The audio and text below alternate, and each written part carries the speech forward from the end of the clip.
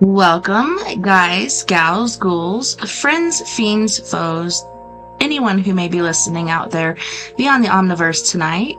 Secure your tinfoil hats, buckle down tight, and hold on loosely as we soar over the rocky tops of the La Platas on a rocky mountain high, get sucked into the vortex of the Four Corners, and settle down snugly at mile marker 420 in colorful Colorado. It is Sunday, November 26th, Monday, November 27th, for those of you across the pond and beyond. Good morning, good afternoon, and good evening to you. And thank you for joining We Are Paradox Media's Late Night in the Rockies. I hope you all had an awesome Thanksgiving week and break from the regular school grind, if you still have to do that. We had a pretty good week here. The food was amazing. The turkey was so moist. I stuffed that turkey like no other, and that was really good. Put some portobello mushrooms in the stuffing and made some homemade cranberry sauce, and that was delectable, and some homemade turkey gravy, because you just got to make some gravy out of the drippings that you get.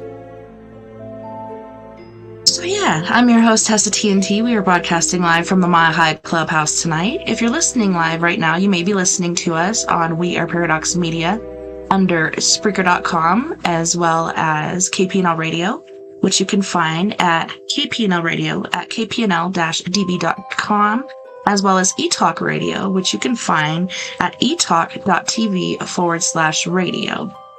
If you like to watch the show as well as listen to the show, have a little something to look at while we're doing our show, you can check us out under We Are Paradox Media on YouTube. And if you don't mind, just mosey on over there. Please subscribe, like any video that you've watched or listened to, and leave us a comment, whether good or bad, yay or nay, or perhaps future guests you'd like to have on. You can also find us live on Facebook under We Are Paradox Media and Twitch under We Are Paradox Media 101. If you want to listen to us in your free time, whether you're working it or working out, make sure you tune into us on basically any place you like to listen to your podcasts. We're on iHeartRadio, Amazon podcasts, like all over the place. Our friend Jonathan, let me see, I wrote down his name. Jonathan Alexander, Mr. Gianni, is putting together a paranormal channel. So we'll be doing that pretty soon and have that on our website, which reminds me I need to go over and pay for my website, as we are a bit behind. They tried to take the funds out, but it wasn't there. There are a couple links on Facebook, YouTube, as well as Twitch. If you'd like to donate, please donate there, and that'll help us get through. Yep. Just like any other hobby, it costs us. We don't get paid for any of this. We get a little bit from Spreaker, from advertising, but otherwise that's about it. So it's my birthday today. I'm officially considered an antique, if you may. That may give you a little estimation on how old did I turn today. Yeah. Oh, and I'm wearing my shirt that my mom had got me. She got me this and these earrings. She actually sent me some money to where I could go and get those. But yeah, it's nice, comfortable. Got a little sparkly little stuff on the shoulders there. I like it. Makes me feel pretty. So tonight we'll be doing story time with me, TessaTNT, and we will be reading from Alfred Hitchcock's Monster Museum. Yep. Oh, it's got some pretty neat artwork and stuff going on there. There's Mr. Alfred Hitchcock himself. And creepy mofo. I remember watching him when I was a kid. I loved watching that and The Twilight Zone. Some people think it's scary. I actually really enjoyed it and found comfort in watching it.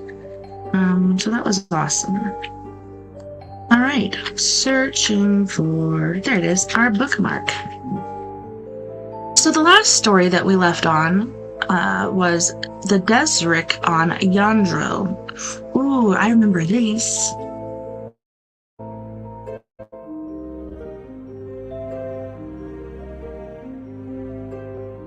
Alright.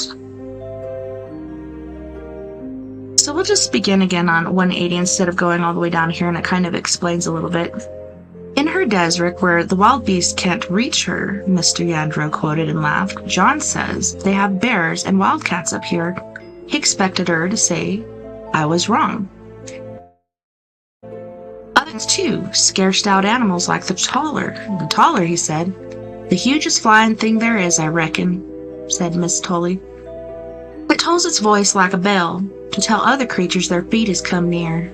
And there's the flat. It lies level with the ground and not much higher, and it can wrap you like a blanket." She lighted the pipe with a splinter for the fire. "And the Bammet, big, the Bammet is." "You mean the behemoth?" he suggested. "No, the behemoth was in Bible times. The Bammet is with big ears and a long wiggly snaky nose and twisty white teeth sticking out its mouth." "Oh," and Mr. Yandro trumpeted his laugh. "You've heard some story about the mammoth. Why, it's been extinct for thousands of years." "Not for such a long time, I hear tell," she said, puffing. "Anyway," he argued on, "the mammoth, the Bammet, as you call it, was of the elephant family. How would it get up in these mountains?"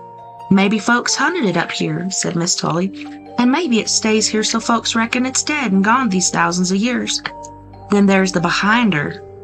"And what?" inquired Mr. Yandro. "Might the behinder look like?" "Can't rightly say, for it's always behind the one it's fixing to grab.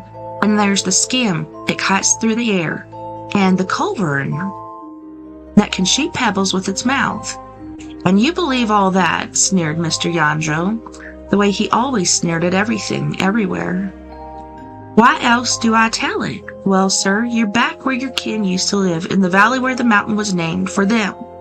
I can let yin sleep here on the front stoop this night. I can climb the mountain and see the desert," said Mr. Yandro with an anxious hurry to him. I kept wondering on. "You can't climb there till it's light," she said, and she made us up 2 quilt pallets on the stoop. I was tired, glad to stretch out, but Mr. Yandro fussed as if it was wasting time. At sunup, Miss Tully fried us some side meat and some slices of cold-set hominy grits, and fixed us a snack to carry and a gourd for water.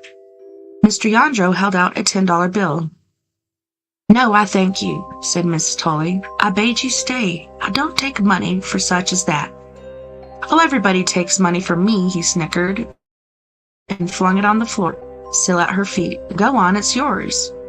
Quick as a weasel, her hand grabbed a big stick of stove wood. "Stoop down and take that money bill back, Yandro," she said. He did as she said to do. She pointed the stick out across the stream, in the thickets below, and up the height beyond. She acted as if there'd be no trouble a second before. "That's Yandro Mountain," she said, "and up at the top, where it looks like a crown of a hat, thick with trees all the way up, stands the desert built by Polly Wilts. Look close with the sun rising, and you can maybe make it out." I looked hard. There for sure it was, far off and high up. It looked a lean sort of building. "How about trails up?" I asked. "There's trails up, John, but nobody walks them." Now, said Mr. Yandro, "if there's a trail, somebody walks it." "Maybe, but I don't know a wise soul in this here valley would set foot to such a trail, not with what they say's up there." He laughed, as I wouldn't have dared. "You mean the Bammet," he said, "and the flat, and the skim, and the culverin?" "And the taller," she added for him, "and the behinder. Only a gone gump would climb up yonder."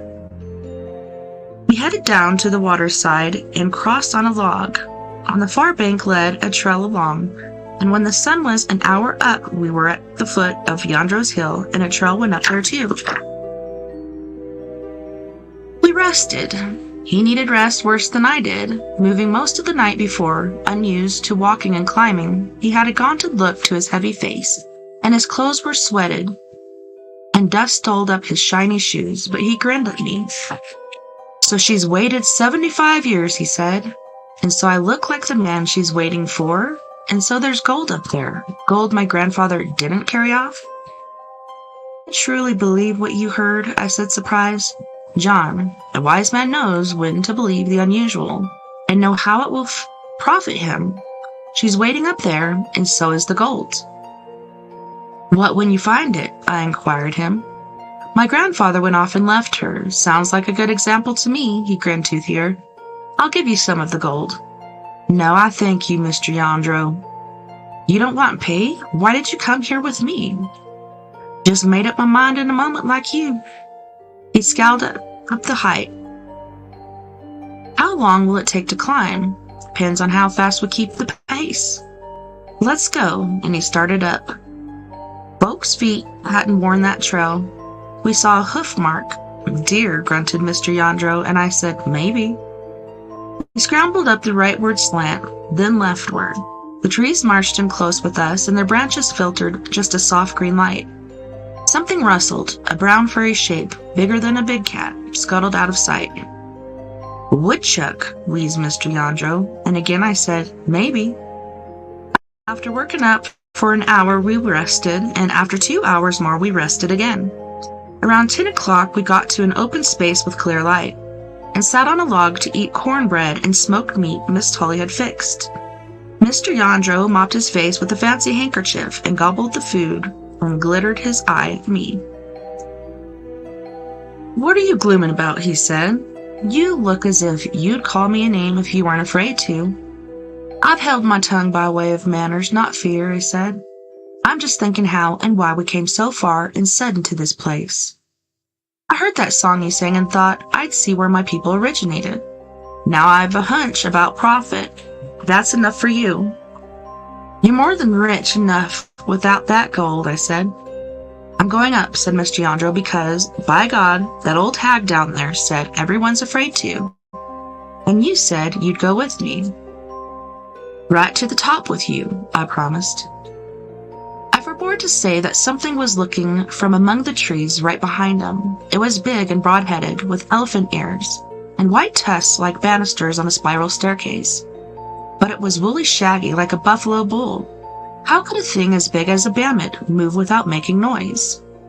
On we climbed. We heard noises from the woods and brush, behind rocks and down little draws, as if the mountainside thronged with live things, thick as fleas on a possum dog, and another 6 sight sneakier. Why are you singing under your breath? He grunted. I'm not singing. I need my wind for climbing. But I hear it. We stopped on the trail, and I heard it too. Soft, almost like a half-remembered song in your mind. It was the Yandro song, all right. Look away, look away, look away over Yandro, where them wild things are flying, from bough to bough, and a maiden their mates. So why not me with mine? It comes from above us, I said. Then we must be nearly at top. As we started to climb again, I heard the noises to right and left, and realized they'd gone quiet when we stopped. They moved when we moved. They waited when we waited. Soft noises, but lots of them. Hi, beautiful Sister Sandra. Which is why I and Mr. Yandro probably didn't pause any more on the way up, even on a rocky stretch where we had to climb on all fours. It was about an hour before noon when we got to the top. There was a circle-shaped clearing with trees thronged all the way round except towards the slope. Those trees had mist among and betwixt them, quiet and fluffy like spider webbing. And at the open space on the lip of the way down perched the desrick. Old-aged as how it looked, it stood high and looked higher because it was so narrow, built of unnotched logs, 4 set above 4, hog-pin fashion, tall as a tall tobacco barn. Betwixt the logs was chinking, big masses and wads of clay. The steep roof was of long-cut narrow shingles, and there was one big door of 1 axe-chop plank, with hinges inside, for I saw none, and 1 window covered with what must have been rawhide scraped thin, with a glow of soft light soaking through. That's the Desrick, puffed Mr. Yandro. Looking at him then, I know what most he wanted on this earth.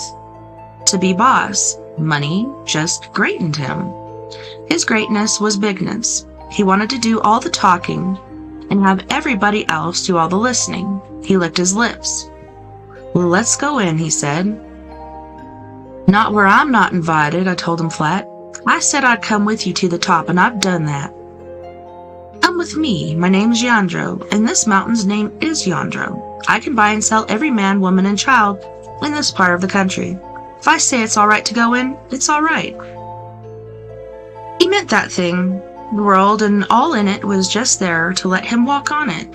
He took a step toward the desert. Somebody hummed inside. Not the words of the song, just the tune. Mr. Yandro snorted at me to show how small he reckoned me to hold back, and headed toward the big door. "She's going to show me the gold," he said. Where I stood at the clearing's edge, I was aware of a sort of closing in round the edge, among the trees and brush. Not that it could be seen, but there was a gong-gong somewhere. The voice of the taller sang to the other creatures their feed was near. Above the tree tops sailed a round flat thing like a big plate being flung high. A skim, then another skim. And the blood in my body was so solid ice cold. And for voice, I had a handful of sand in my throat. Plain as paint, I knew that if I tried to back up, to turn around even, my legs would fail, and I'd fall down. With fingers like slitty twigs, I dragged toward my guitar to touch the silver strings, for silver is protection against evil. But I never did, for out of some bushes near me, the mammoth stuck its broad woolly head and shook it at me once, for silence. It looked me betwixt the eyes, steadier than a beast should ought to look at a man, and shook its head again. I wasn't to make any noise, and I didn't. Then the mammoth paid me no more mind, and I saw I wasn't to be included in what would happen then. Mr. Yandro knocked at the big plank door. He waited and knocked again. I heard him rough out that he wasn't used to waiting for his knock to be answered. The humming had died inside. Mr. Yandro moved around to the window and picked at the rawhide. I saw, but he couldn't, how around from back of the desert flowed something. It lay on the ground like a broad, black, short-furred carpet rug. It humped and then flattened, the way a measuring worm moves. I came up pretty fast behind Mr. Yandro. The taller said, "Gong, gong, gong," from closer to us. "Anybody home?" bawled Mr. Yandro. "Let me in." The crawling carpet brushed its edge on his foot. He looked down at it, and his eyes stuck out like two doorknobs. He knew what it was. He named it at the top of his voice. "The flat!" Humping against him, it tried to wrap around his foot and leg. He gobbled out something I'd never want written down for my last words and pulled loose and ran toward the edge of the clearing. "Gong, gong," said the taller, and just in front of Mr. Yandro, the culverin slid into sight on his legs. It pointed its needly mouth and spit a pebble. I heard the pebble ring on Mr. Yandro's head. He staggered and half fell, and I saw what nobody's ever supposed to see. The behinder flung itself on his shoulders. Then I knew why nobody's supposed to see one. I wish I hadn't. To this day I can see it, plain as a fence at noon, and forever I'll be able to see it. But telling about it is another matter. Thank you, gentlemen. I won't try. Everything else was out. The mammoth, the culverin, all the others, hustling Mr. Yandro across toward the desert, and the door moved slowly and quietly open to let him in. As for me, I hoped and prayed they wouldn't mind if I just went down the trail as fast as I could, put one foot below the other. Scrambling down without a noise to keep me company, I reckoned I'd probably had my unguessed part in the whole thing. 75 years had to pass, and then Mr. Yandro returned to the desert. It needed me, or somebody like me, to put it in his head and heart to come to where his grandsire had courted Polly Wilkes, just as though it was his own whim. I told myself this would be a good time to go searching for another valley, a valley where there was a song I wanted to hear and learn, a right pretty song named Vandy. But meanwhile... No, of course, Mr. Yandro wasn't the one who'd made Polly Wilkes love him and then had left her, but he was the man's grandboy of the same blood and the same common, low-down, sorry nature that wanted the power of money and never cared who was hurt. So he could have his wish, and he looked enough like Joris Yandro so that Polly Wilkes would recognize him. So I headed out of the valley. I was gone by sundown. I've never studied much about what Polly Wilt's might could be like, welcoming him into her desert on Yondro, after waiting there inside for 3/4 years. Anyway, I never heard that he followed me down. Maybe he's been missing by those who knew him. I'll lay you any amount of money you name that he's been mourned. So here's one of the little pictures they got. Little bug heads in the red. Probably Mr. Yondro there. And then his buddy. What's his name, Tully? Creepy. Right, this next one is called The Wheelbarrow Boy. And this is by Richard Parker. Now see here, Thomas, I said. I've just about had enough of you. If you haven't settled yourself down and started some work in 2 minutes' time, I shall turn you into a wheelbarrow. I'm not warning you again. Of course, Thomas was not the only one. The whole class had the fidgets. He just happened to be the one I picked on. It was a windy day, and wind always upsets kids and makes them harder to handle.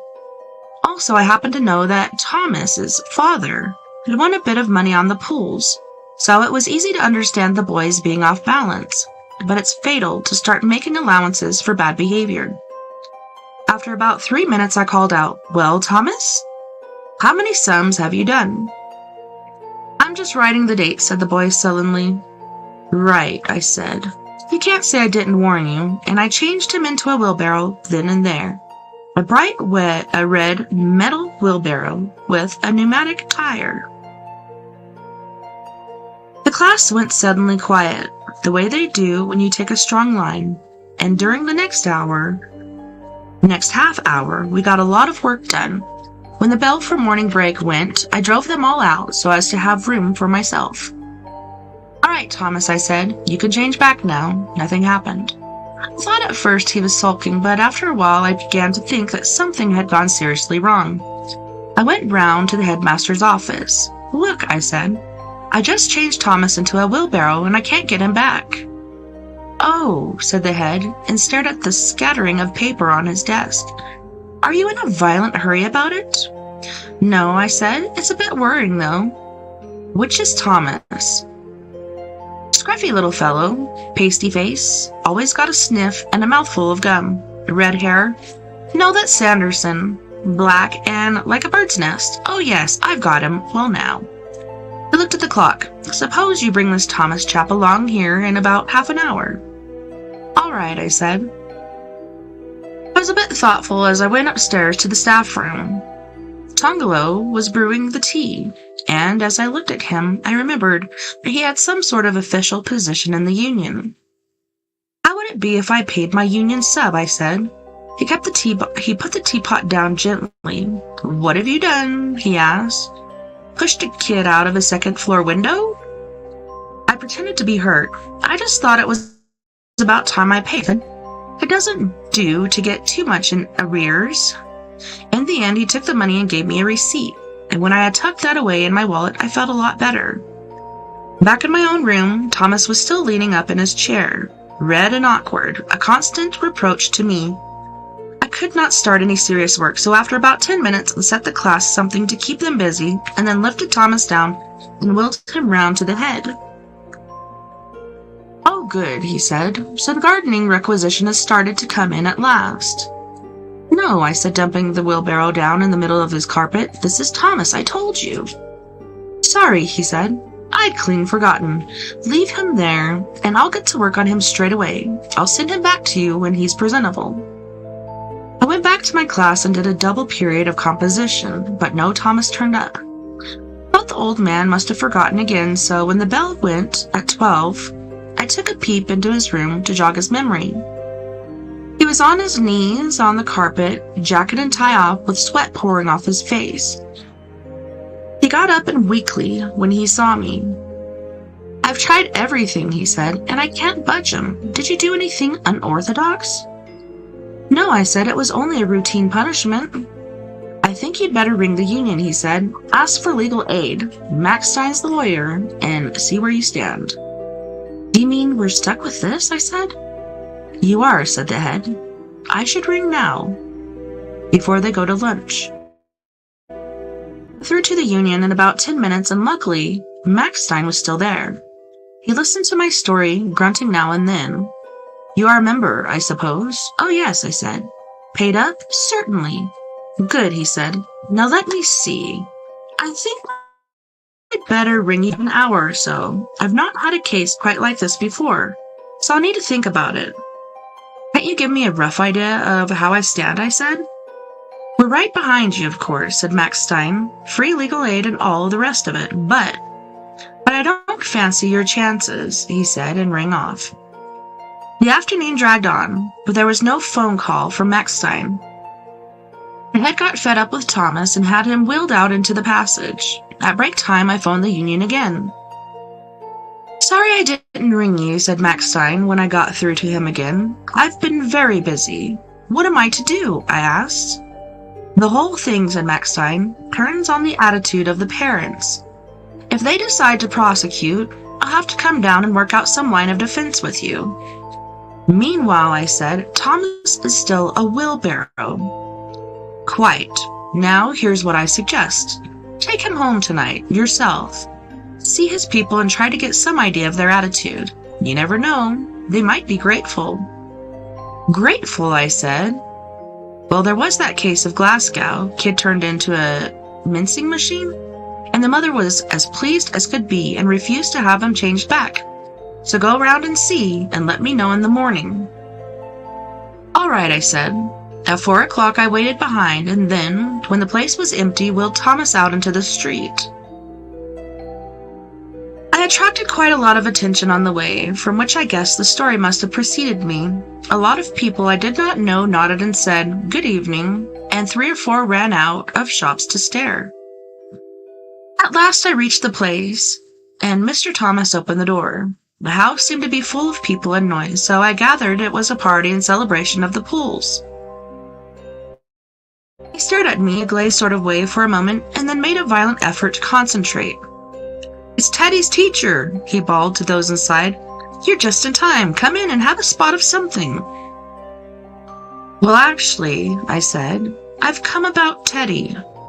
I can wait, said Mr. Thomas. Come on in. No, but it's serious, I said. You see, I turned Teddy into a wheelbarrow this morning, and now... Come and have a drink first, he said urgently.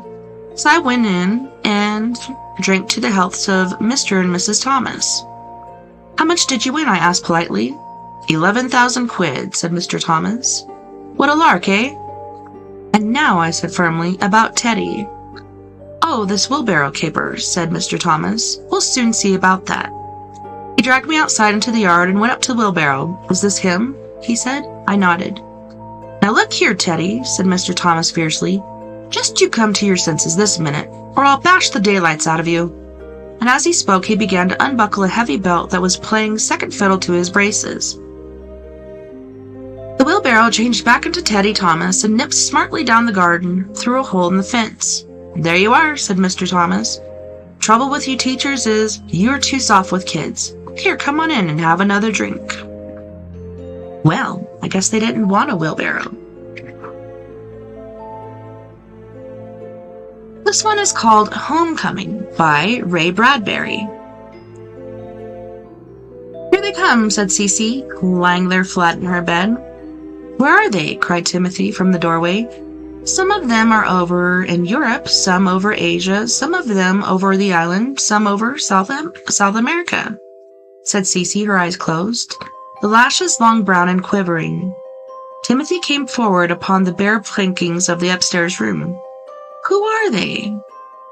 Uncle Einar and Uncle Fried, and there's Cousin William, and I see Frulda, and Helgar, and Aunt Morgiana, and Cousin Vivian, and I see Uncle Johann. They're all coming fast. Are they up in the sky? Cried Timothy, his little gray eyes flashing, standing by the bed. He looked no more than his 14 years. The wind blew outside. The house was only by starlight. "They're coming through the air and traveling along the ground in many forms," said Cece in her sleeping. She did not move on the bed. She thought inward on herself and told what she saw. "I see a wolf-like thing coming over a dark river, at the shallows, just above a waterfall, with starlight shining up his pelt." Excuse me. "I see a brown oak leaf blowing far up in the sky. I see a small bat flying. I see many other things running through the forest trees and slipping through the highest branches. And they're all coming this way." "Will they be here by tomorrow night?" Timothy clutched the bedclothes. The spider on his lapel swung like a black pendulum, excitedly dancing. He leaned over his sister. "Will they all be here in time for the homecoming?" Yes, Timothy, yes," sighed Cece. She stiffened. "Ask no more of me. Go away now. Let me travel in the places I like best." "Thanks, Cece," he said. Out in the hall, he ran to his room. He hurriedly made his bed. He had just awakened a few minutes ago, at sunset. As the first star had risen, he had gone to let his excitement about the party run with Cece. Now she slept so quietly. There was not a sound. The spider hung on a silvery lasso about Timothy's slender neck as he washed his face.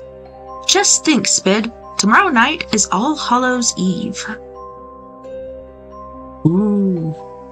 He lifted his face and looked into the mirror. His was the only mirror allowed in the house.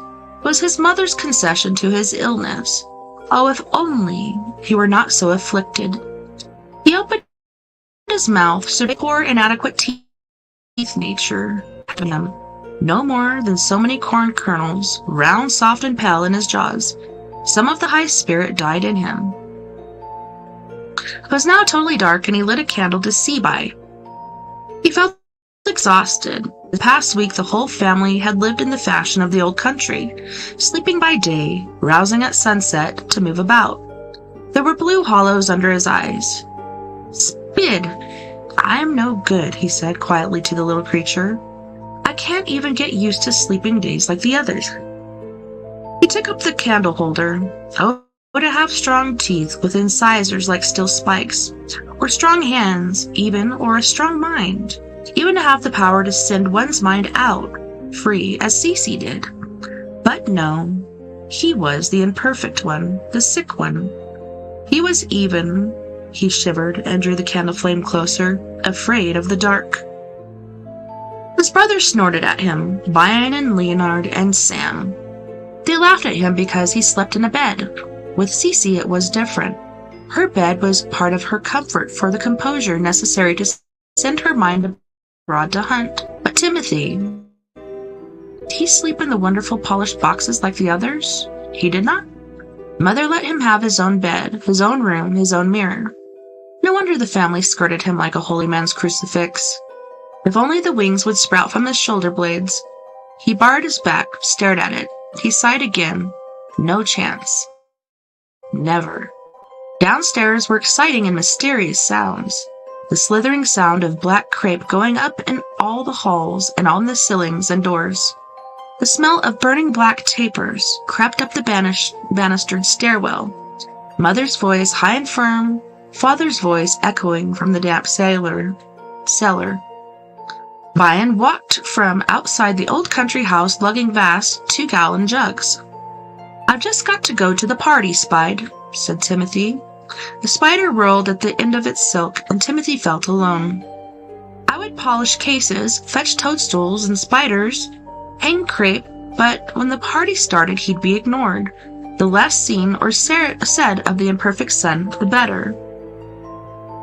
All through the house below, Laura ran. "The homecoming!" she shouted gaily. "The homecoming!" Her footsteps everywhere at once. Timothy passed Cece's room again, and she was sleeping quietly. Once a month she went below stairs. Always she stayed in bed. Lovely Cece. He felt like asking her, "Where are you now, Cece? And in who? And what's happening? Are you beyond the hills? And what goes on there?" But he went on to Ellen's room instead. Ellen sat at her desk, sorting out many kinds of blonde, red, and black hair and little scimitars of fingernail gathered from her manicurist job at the Mellon Village beauty parlor, 15 away. A sturdy mahogany case lay on one corner of her name on it. Go away, she said, not even looking at him. I can't work with you gawking. All Hallows Eve, Ellen, just think, he said, trying to be friendly. Huh. She put some fingernail clippings in a small white sack, labeled them. What can it mean to you? What do you know of it? Go back to bed. His cheeks burned. I'm needed to polish and work on and help serve. If you don't go, you'll find a dozen raw oysters in your bed tomorrow, said Ellen, matter-of-factly. Goodbye, Timothy. In his anger, rushing downstairs, he bumped into Laura. Watch where you're going, she shrieked from clenched teeth. She swept away. He ran to the open cellar door, smelled the Chanel as moist, earthy air rising from below. Father! About time, Father shouted up the steps. Hurry down, or they'll be here before we're ready. Timothy hesitated only long enough to hear the million other sounds in the house. Brothers came and went like trains in a station, talking and arguing. If you stood in one spot long enough, the entire household passed with their pale hands full of things. Leonard, with his little black medical case, Samuel, with his large dusty ebony-bound book under his arm, bearing more black crepe, and Bion, excursioning to the car outside and bringing in many more gallons of liquid. Father stopped polishing to give Timothy a rag and a scowl. He thumped the huge mahogany box. Come on, shine this up so we can start on another. Sleep your life away. While waxing the surface, Timothy looked inside.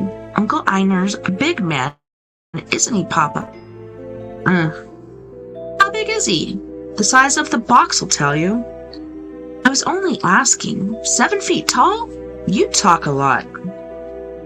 About 9 o'clock, Timothy went out into the October weather. So here's another picture. I like the art that they do in this book. So there's Timothy talking to his sister. Looks like a ghost next to the bed. There's some dogs. I don't know what that is. Wow. Like a pig, a monkey, a fox. Coyote? I don't know. Is that a bat? Interesting. Yeah, it is a bat.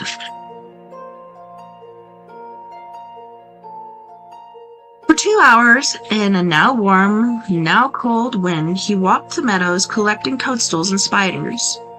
His heart began to beat with anticipation again. How many relatives had Mother said would come? 70? 100? He passed a farmhouse. If only you knew what was happening at our house, he said to the glowing windows. He climbed a hill and looked at the town miles away, settling into sleep. The town hall clock, high and round, white in the distance. The town did not know either. He brought home many jars of toadstools and spiders. In the little chapel downstairs, a brief ceremony was celebrated. It was like all the other rituals over the years, with Father chanting the dark lines, Mother's beautiful white ivory hands moving in the reverse blessings, and all the children gathered except Cece, who lay upstairs in bed. But Cece was present. You saw her peering, now Mayan's eyes, now Samuel's, now Mother's, and you felt a movement, and now she was in you, fleetingly and gone. Timothy prayed to the Dark One with a tightened stomach. Please, please help me grow up. Help me be like my sisters and brothers. Don't let me be different. If only I could put the hair in the plastic images as Ellen does, or make people fall in love with me as Laura does with people, or read strange books as Sam does, or work in a respected job as Leonard and Bion do, or even raise a family one day as Mother and Father have done. At midnight, a storm hammered the house. Lightning struck outside in amazing snow-white bolts. There was a sound of an approaching, probing, sucking tornado, funneling and nuzzling the most night earth. Then the front door blasted half off its hinges, hung stiff and discarded, and in trooped Grandmama and Grandpapa, all the way from the old country. From then on, people arrived each hour. There was a flutter at the side window, a rap on the front porch, a knock at the back. There were fey noises from the cellar.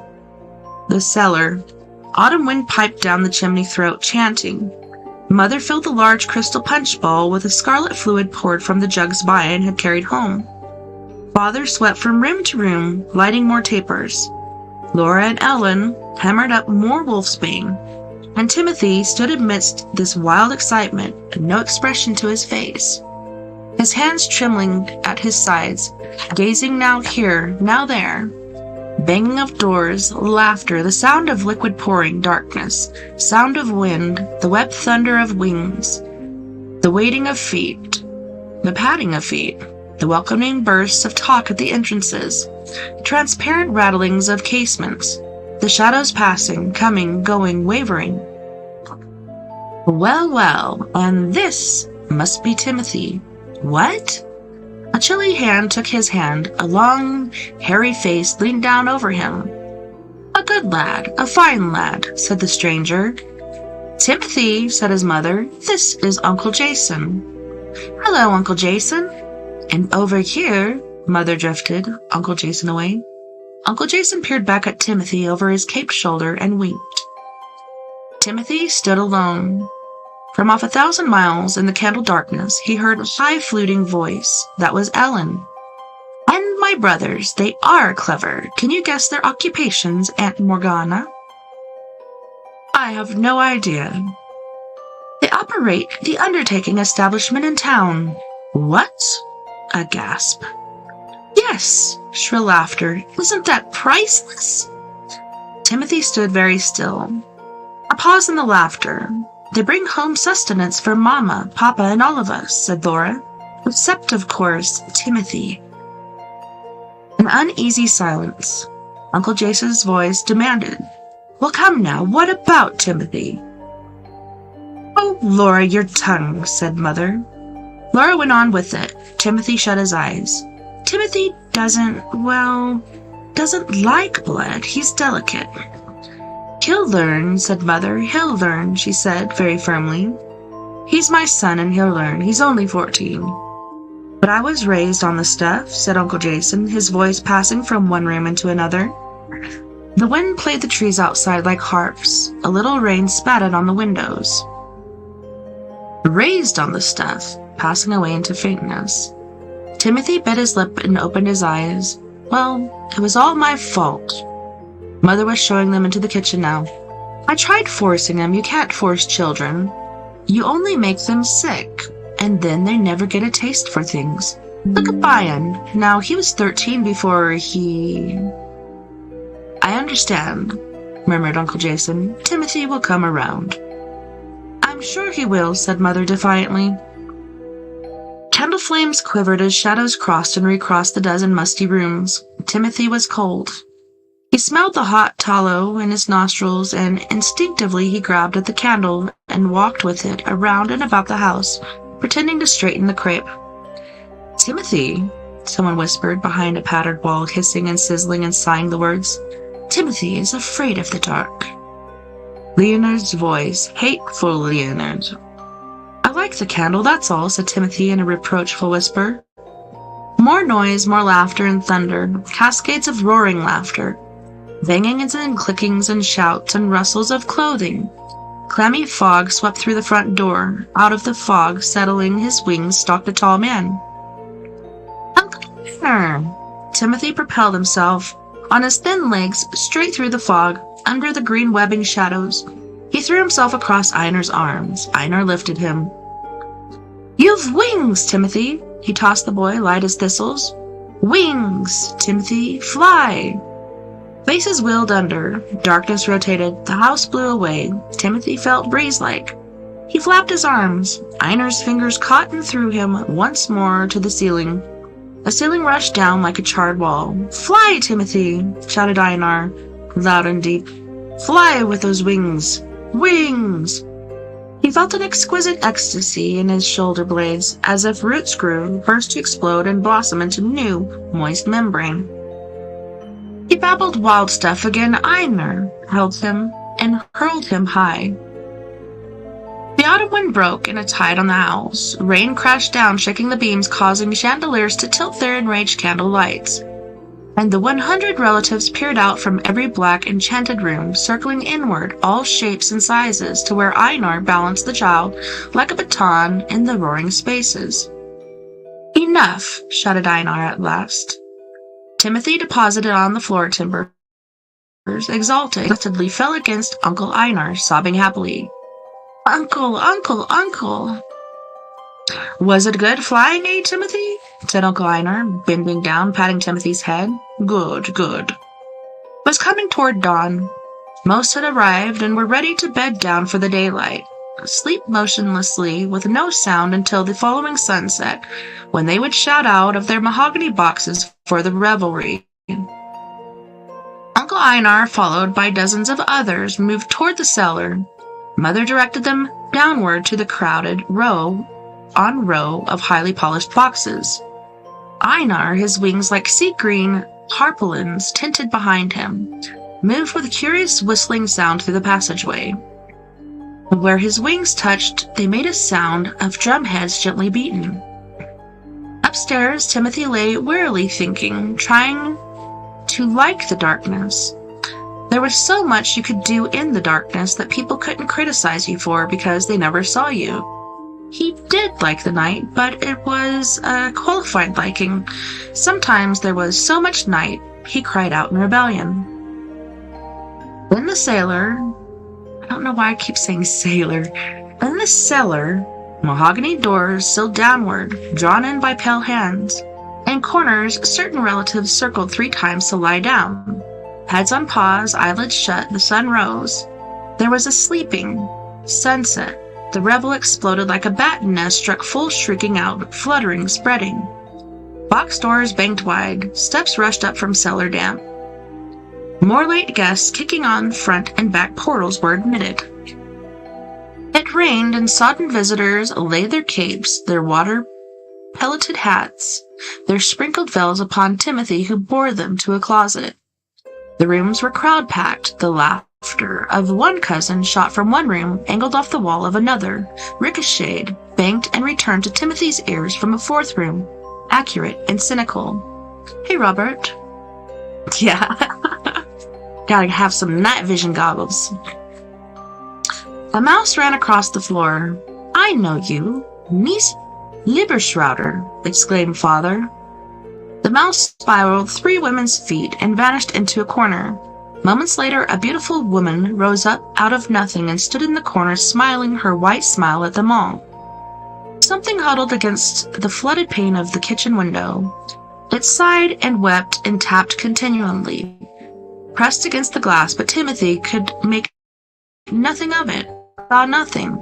In imagination, he was outside staring in. The rain was on him, the wind at him, and the taper-dotted darkness inside was inviting. Waltzes were being danced, tall thin figures pirouetted to outlandish music. Stars of light flickered off lifted bottles. Small clods of earth crumbled from casks. And a spider fell and went silently lagging over the floor. Timothy shivered. He was inside the house again. Mother was calling him to run here, run there, help, serve, out of the kitchen now. Fetch this, fetch that, bring the plates, heap the food, on and on. The party happened around him, but not to him. The dozens of towering people pressed in against him, elbowed him, and ignored him. Finally, he turned and slipped away up the stairs.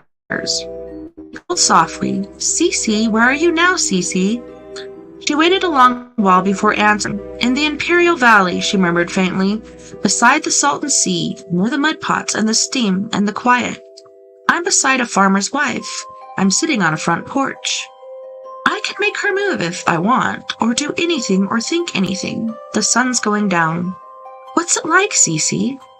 "You can hear mud pots hissing," she said slowly, as if speaking in a church. Little gray heads of steam push up the mud like bald men rising in the thick syrup head first, out in the broiling channels. The gray heads rip like rubber fabric, collapse with noises like wet lips moving, and feathery plumes of steam escape from the ripped tissue, and there is a smell of deep, sulphurous burning and old time. The dinosaur has been a-broiling here 10 million years. "Is he done yet, Cece?" Yes, he's done, quite done. Cece's calm sleeper's lips turned up. The languid words fell slowly from her shaping mouth.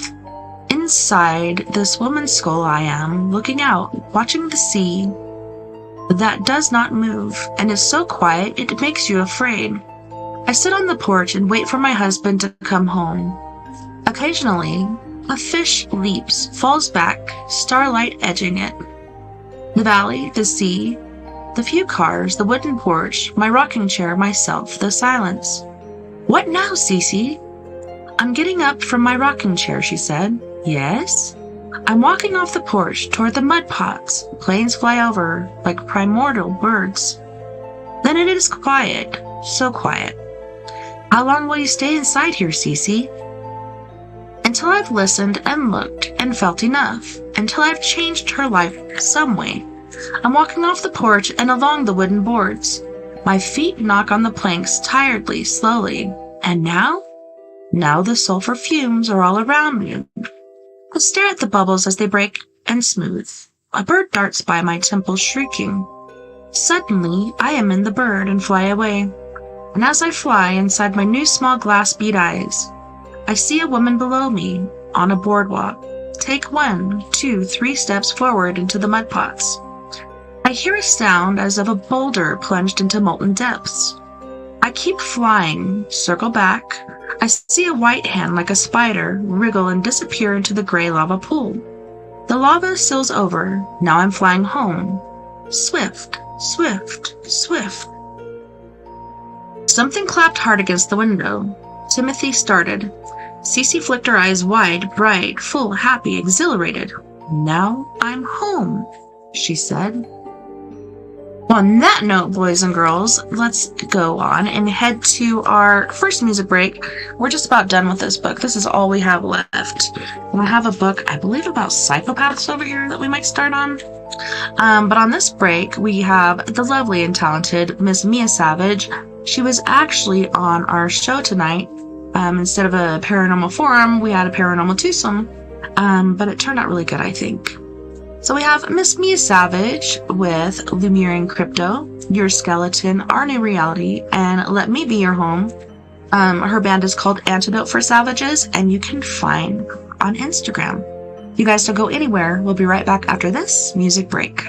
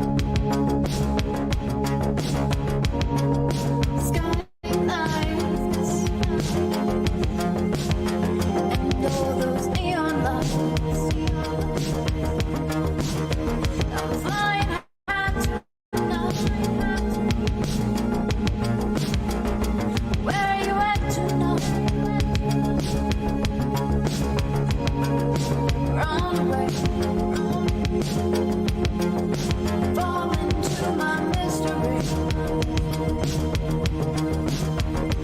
Don't cry, baby,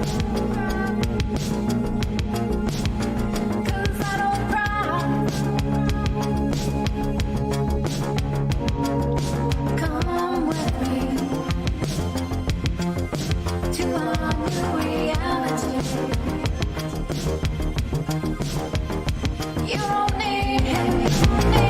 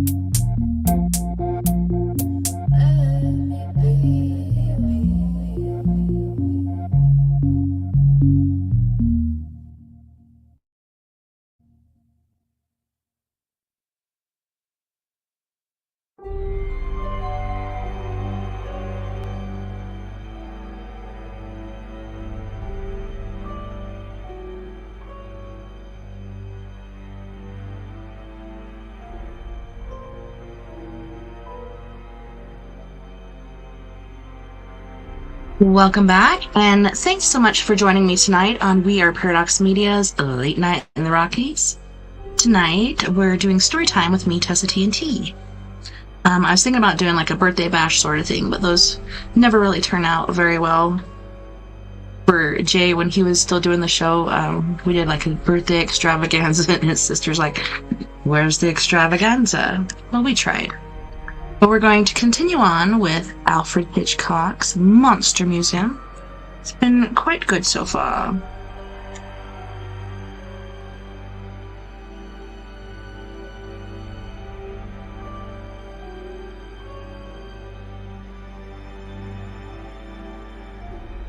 After a pause, Timothy ventured, "The homecoming's on, and everybody's here." "Then why are you upstairs?" She took his hand. "Well, ask me." She smiled slyly. "Ask me what you came to ask." "I didn't come to ask you anything," he said. "Well, almost nothing. Well, oh, Cece." It came from him in one long rabbit flow. "I want to do something at the party to make them look at me, something to make me good as them, something to make me belong. But there's nothing I can do, and I feel funny, and, well, I thought you might."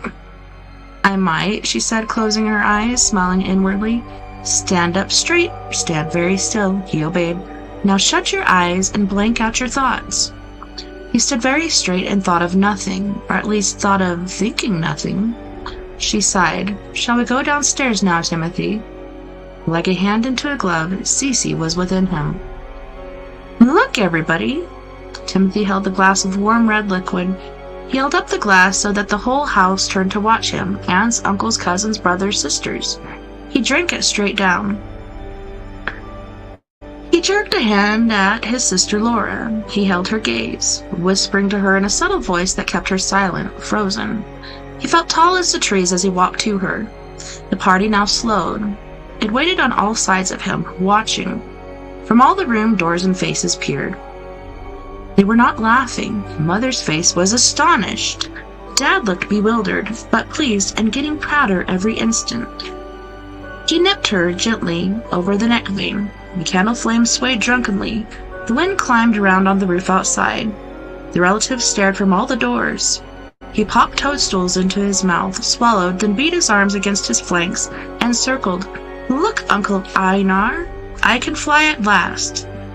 Beat went his hands, up and down, pumping his feet. The faces flashed past him.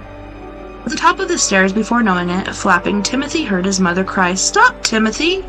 Far below, "Hey!" shouted Timothy, and leaped off the top of the well, thrashing.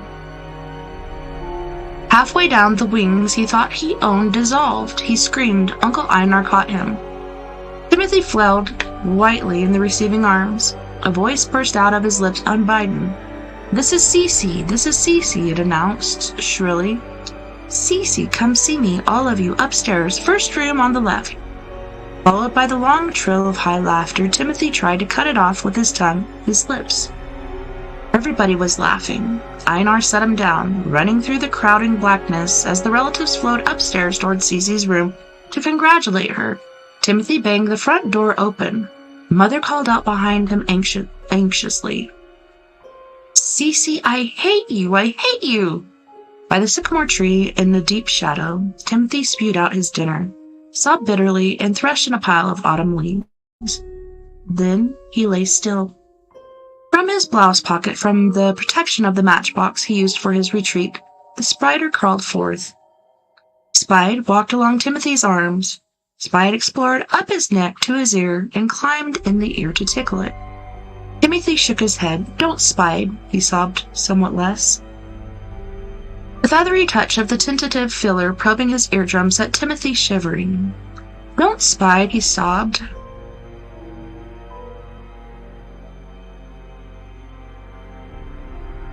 Spider traveled down his cheek, took station under the boy's nose, looked up into the nostrils as if to seek the brain, and then clambered softly up over the rim of the nose to squat there, peering at Timothy with green gem eyes until Timothy, filled with ridiculous laughter, said, "Go away, Spide."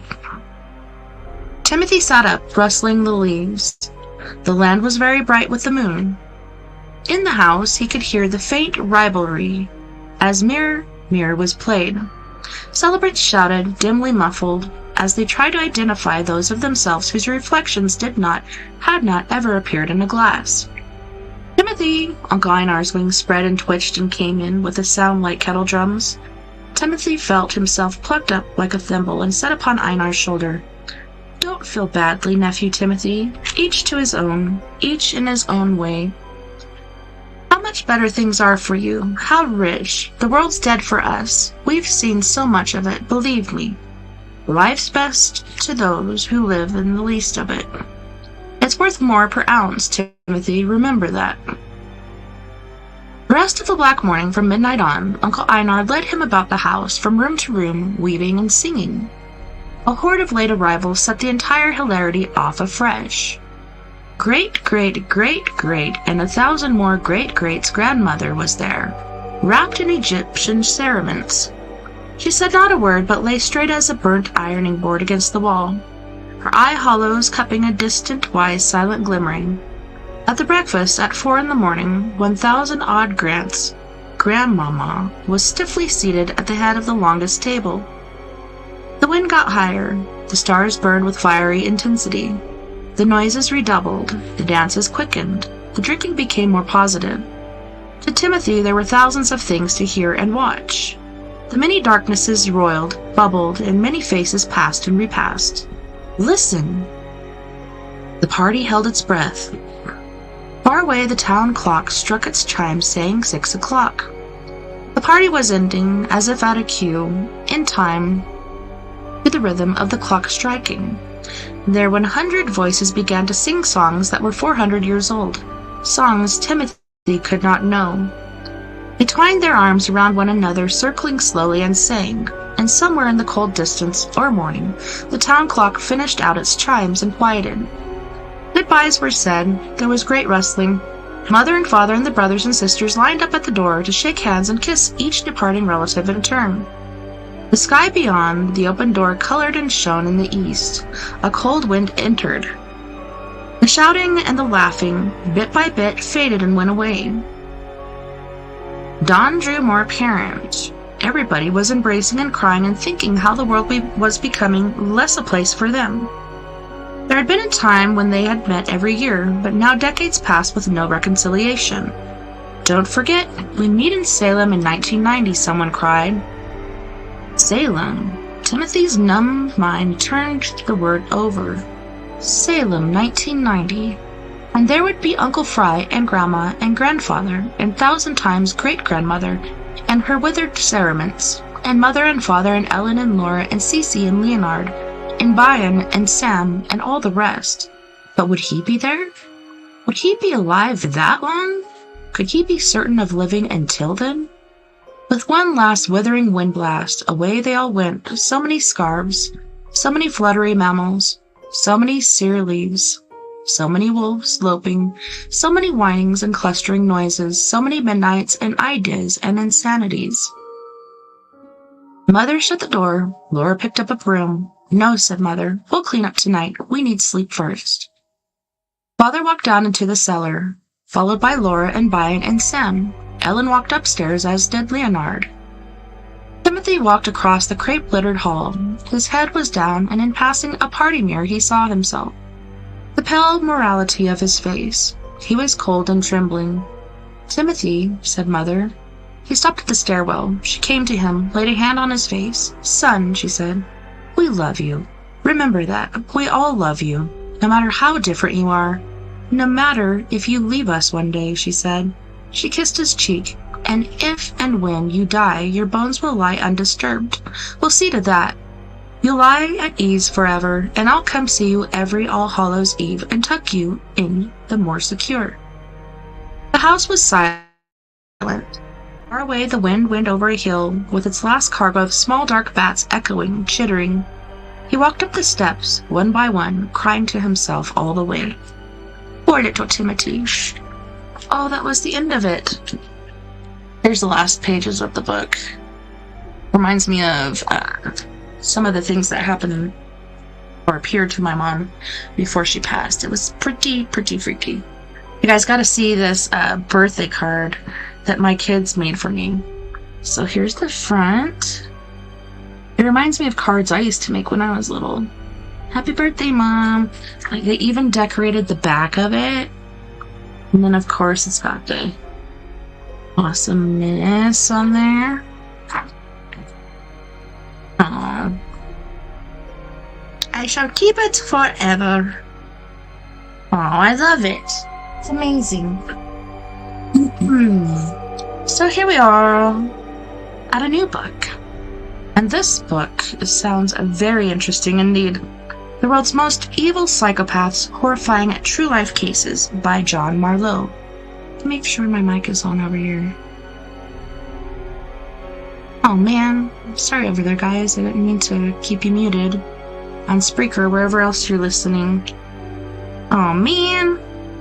Okay, so this next book is The World's Most Evil Psychopaths, Horrifying True-Life Cases. This is by John Marlowe, and here are some pictures of these psychopaths.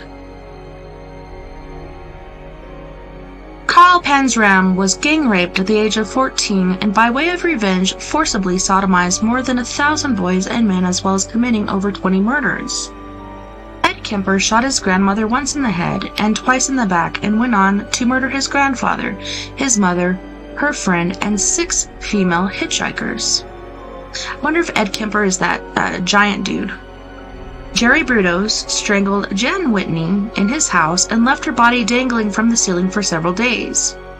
Pietro Picciani got 13 years in prison for killing a traveling salesman who had slept with his fiancée.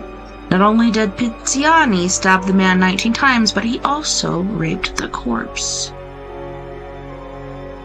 The World's Most Evil Psychopaths provides a concise yet detailed look at some of the most dangerous individuals who have ever lived, starting with examples of the earliest recorded psychopaths.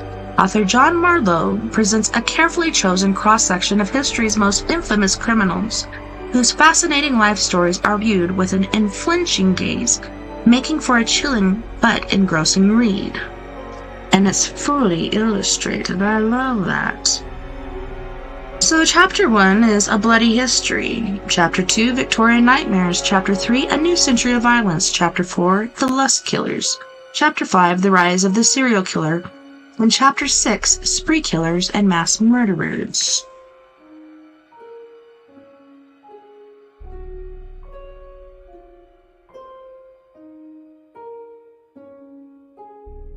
Introduction. 100 years ago, a book on the subject of psychopaths would most certainly have included very different cases from some of the ones contained between these covers. At that time, when the crimes of Jack the Ripper, Joseph Walker, and Thomas Neal Crim were still well within living memory, and the word psychopath would have been used to denote any form of mental illness. But in describing someone as a psychopath today, we are more often than not referring to a person who has no concern for the feelings of others, an individual lacking any sense of social obligation. Of course, very few psychopaths ever commit murder. The individuals included here are remembered because the extent of their cruelty set them apart from the rest of humanity. These are people who took delight in inflicting pain and death on others. All might be considered serial killers or spree killers. The most committed their crimes well before their term came into common use. Earliest examples in this book are members of the nobility. Holding great wealth and political power, they perpetrated their misdeeds before police departments and other law enforcement bodies existed. Historical figures such as Gilles de Rais and Elizabeth Bathory committed their crimes with at least the partial knowledge of fellow members of the aristocracy. We know of their activities today through court documents. Vlad III, Dracula, on the other hand, has become a legendary figure despite an absence of documentary evidence. We are virtually certain that this prince of Wallachia is guilty of having committed inhumane acts. The same cannot be said about Sweeney Todd, the demon barber of Fleet Street, whose very existence, never mind crimes, has been debated for generations. I didn't even know Sweeney Todd was a real character. I just thought it was some character that Johnny Depp had played, but come find out it was a real person. That's pretty amazing.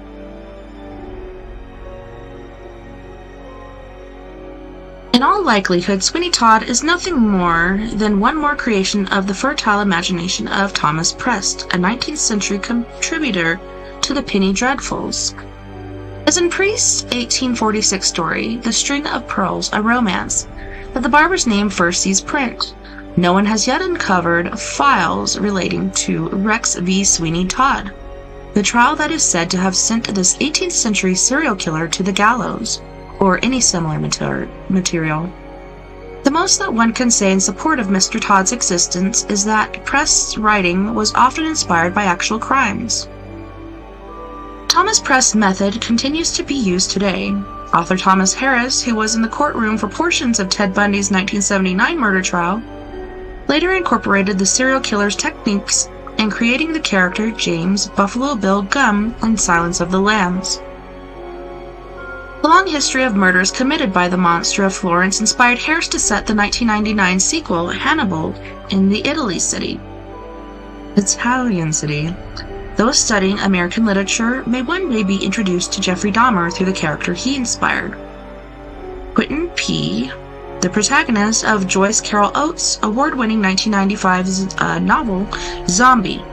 Other murders found their stories adapted for the silver screen. John Wayne Gacy, the killer clown, lived long enough to see himself portrayed by the Tony Award-winning actor Brian Dennehy in 1992's To Catch a Killer. Of course, no killer has found his way into fiction and film more often than Jack the Ripper.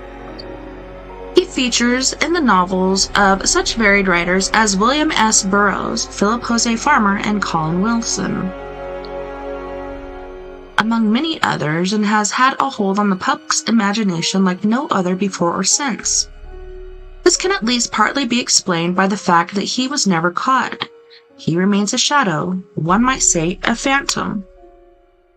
In Nicholas Meyer's 1979 film Time After Time, Jack the Ripper steals H.G. Wells' famous time machine and is transported into the 20th century. After witnessing the destruction and death surrounding him, he says, 90 years ago, I was a freak. Today, I'm an amateur. Indeed, the early part of the century saw war fought on a previously unimaginable scale. As if reflecting this, the frequency of psychopathic killing continued to rise. The body counts of serial killers such as Fritz Harman, Gary Ridgway, and Andre Chikatilo are many times those of Saucy Jack. As the century progressed, advances in the technology of firearms helped bring about the rise of the spree killer. Mass murderers were now able to kill with a speed and efficiency that would once have been unimaginable. In carrying out the Columbine High School massacre on the 20th of April 1999, Eric Harris and Dylan Klebold used a 12-gauge Savage Springfield 67H pump-action shotgun, a High-Point 995 carbine 9mm semi-automatic rifle, a 9mm Intratec Tech 9 semi-automatic handgun, and a 12-gauge Stevens 311D double-barrel shotgun. Within 45 minutes, they had killed 12 students and a teacher, and had wounded 24 others. The slaughter only ended when they both committed suicide. As I write these words, not 20 kilometers away, Robert Picton, see picture and facing page, is being tried on 27 counts of first-degree murder. The alleged victims of this third-generation pig farmer were in the majority of cases prostitutes who once walked the streets of Vancouver's downtown east side. If found guilty, Picton will join William Burke, William Hare, Thomas Neil Cream, Fritz Harman, Andre Chikatilo, and Jack Unterweger, Gary Ridgway, and of course Jack the Ripper, as a man known to have preyed on these marginalized and vulnerable members of society. The murderers featured here rarely chose their equals as victims. Edmund Kemper, standing 6 foot 9 inches, murdered women he towered over. Others like Peter Curtin and spree killer Thomas Hamilton counted children among their victims. Even Harris and Klebold, who went after their fellow high school students, had a distinct advantage in the firearms they carried. In this way, the serial killers and spree killers of our time have something in common with those of nobility centuries ago. They seek to exercise power over who lives and who dies. Why this is so, we may never know. And that was written by John Marlowe, Vancouver, British Columbia, 2007. A Bloody History. Some of these pictures are really creepy. Oh. Let me get this going.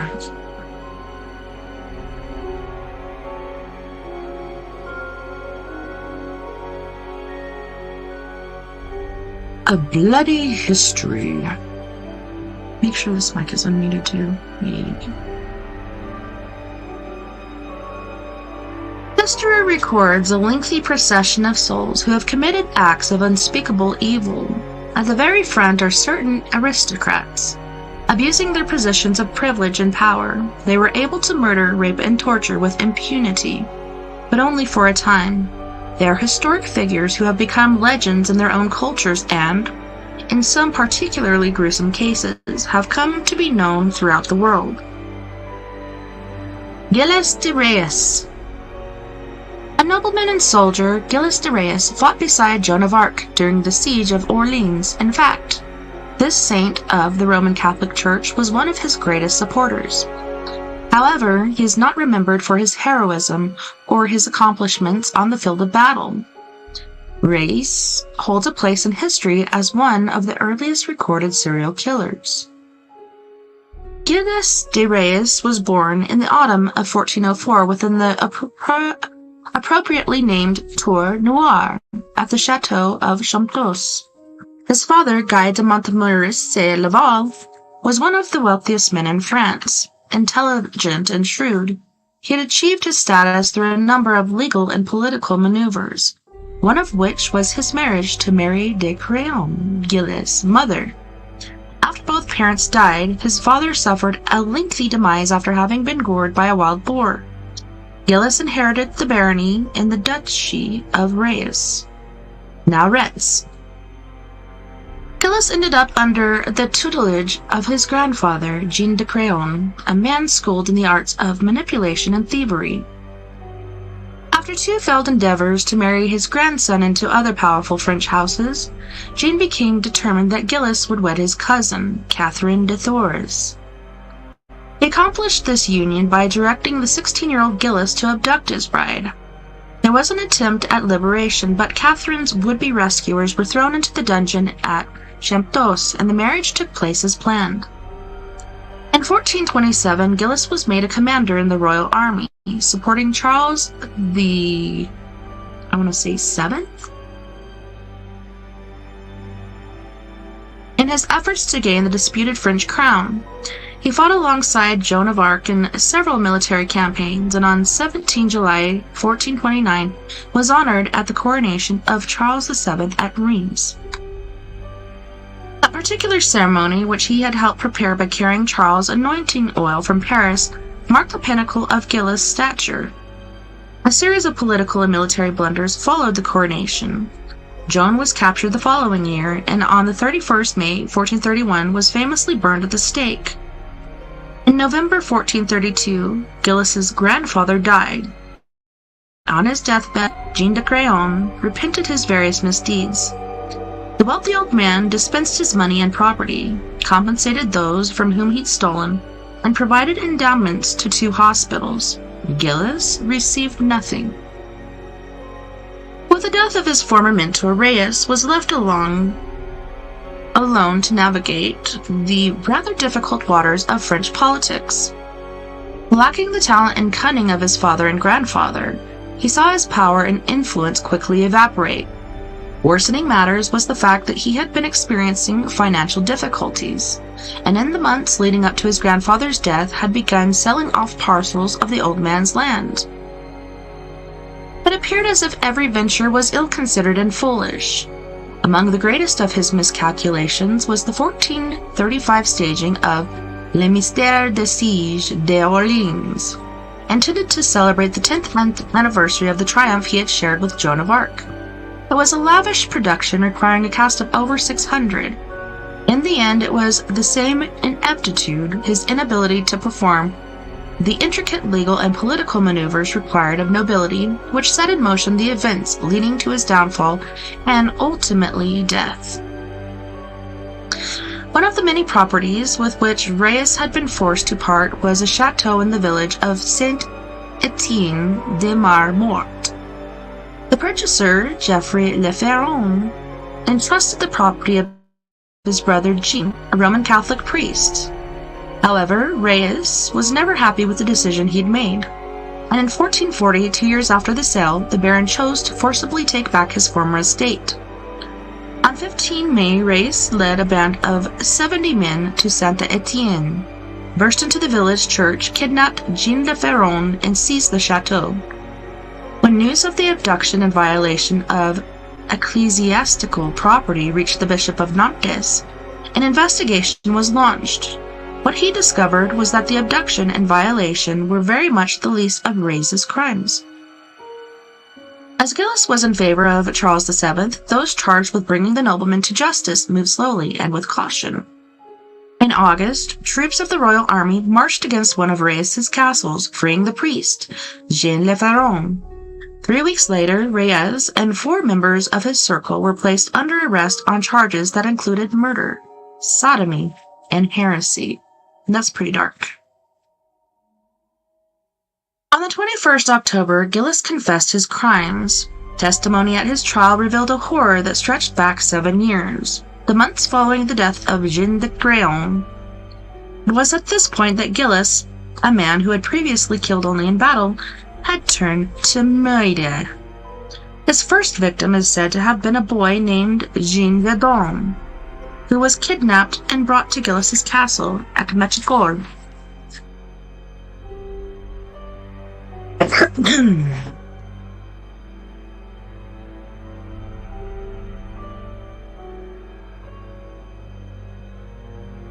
There, excuse me.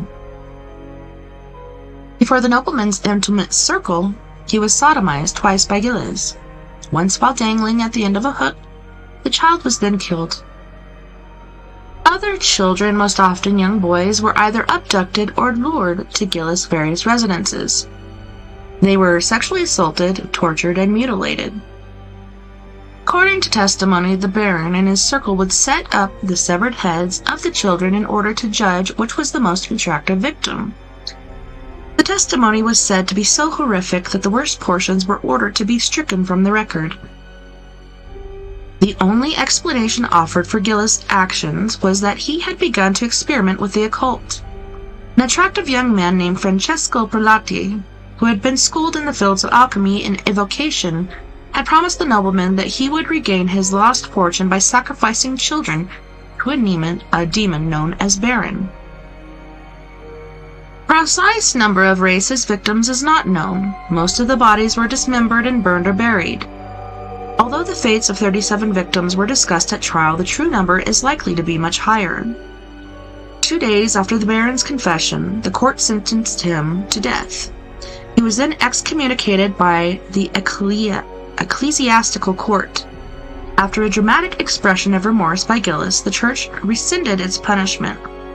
On 26 October, Gilles went to his execution, pleading with his friends to pray that their souls too might be saved. His corpse was thrown on a pyre, only to be rescued by the very bishop who had instigated the damning investigation. Reyes was buried with Catholic rites. Vlad III. Vlad III Dracul was known in his day as Vlad the Impaler. The origins of this epithet was probably most likely to lie with the Turks, who came to call him Kazaglu Bey, the Prince Impaler. It is a reference to his preferred method of execution. Most often, a sharpened stake was inserted in the victim's anus and forced through the body until it came out of the mouth. Stakes might be pushed through other orifices. Infants were said to be impaled or stake-driven through their mother's breasts. Why would they impale infants? I don't understand that. He was born late in the year 1431 and probably in the Transylvanian fortress city of Sighisoara. His father was Vlad II Dracul, a Romanian surname which can be translated as dragon. Thus, Vlad III was Dracula, son of the dragon. 5 years after his birth, Vlad III became Prince of Wallachia in present-day Romania. When Vlad was 10, his father sent him and his younger brother Radu, the Handsome, as hostage to the Ottoman Sultan Murad II. He spent much of the next 6 years locked in an underground dungeon in Turkey, where he was whipped and beaten. Radu, on the other hand, became a favorite of the Sultan's son. He lived a life of comfort and became a convert to Islam. Vlad's return to Wallachia was made possible only through the murder of his older brother, Mircea, who was buried alive after having been blinded by hot iron stakes. And the subsequent assassination of his father.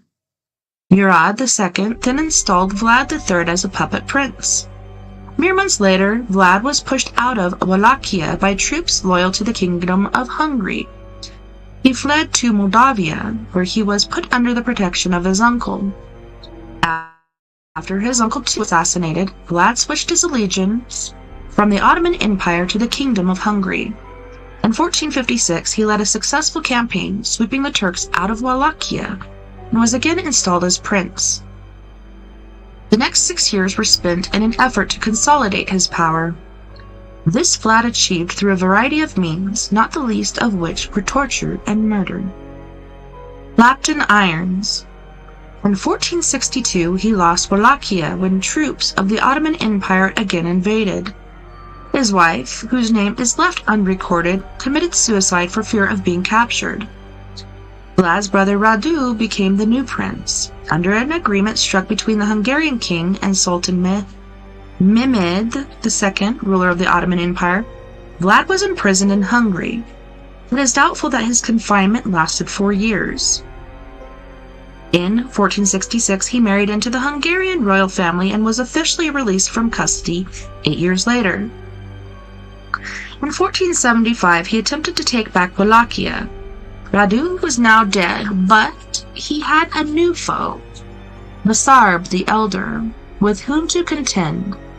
It was an easy victory, but afterwards the troops that had held and helped to restore Vlad returned to Transylvania. He was left with a citizenry which he had once terrorized. When the Turks returned with reinforcements, Vlad was at their mercy. Vlad III died in December of 1476. Most accounts place him on the battlefield at the moment of death, facing defeat, surrounded by his men. One story has it that he was accidentally killed by one of his own battles that drew near. After his death, Vlad's corpse was decapitated, preserved in honey, and sent to Istanbul, where the head was displayed appropriately atop a stake. According to records, his body was buried at a monastery at Snagov, on an island close to Bucharest. However, recent excavations there have uncovered only some bones of horses dating from the Neolithic era. They do not at all correspond with what one would expect of a Wallachian prince. It is an indication of the particularly brutal and sadistic nature of Vlad that his techniques of punishment and torture stand out in the Middle Ages. The earliest written record in which his atrocities are detailed is a German pamphlet issued in the Holy Roman Empire. Printed in 1488, 12 years after his death, it paints the late prince as a sadistic monster, forever terrorizing his people. Romanian oral tradition, however, appears divided. Some tales portray him as harsh but fair, a ruler who expected his people to be honest and moral. Only those who deviated from his path were dealt with in a brutal manner. Other oral records depict a cruel man who delighted in torture and punishment. This Vlad was a prince who employed a variety of methods in torturing his victims, including skinning, boiling, scalping, decapitation, blinding, strangling, hanging, burning, and frying. He was said to delight in cutting off the various body parts, the nose, the ears, the genitals, and the tongue, as punishment. Oral tradition has it that these techniques were not used exclusively against the Turks, but also on his own people. In the years 1457, 1459, and 1460, he tortured and murdered tradesmen and merchants who dared rebel against his laws. It is said that in August 1459, he had impaled 30,000 merchants and administrators in the city of Rosov. That's a lot. The Ottoman invasion of 1462 was caused in part by the reception he had given an emissary of the Sultan. When the emissary was granted an audience with Vlad, he was told to remove his turban. After the order was ignored, the prince had the turban nailed to the man's head. Ooh.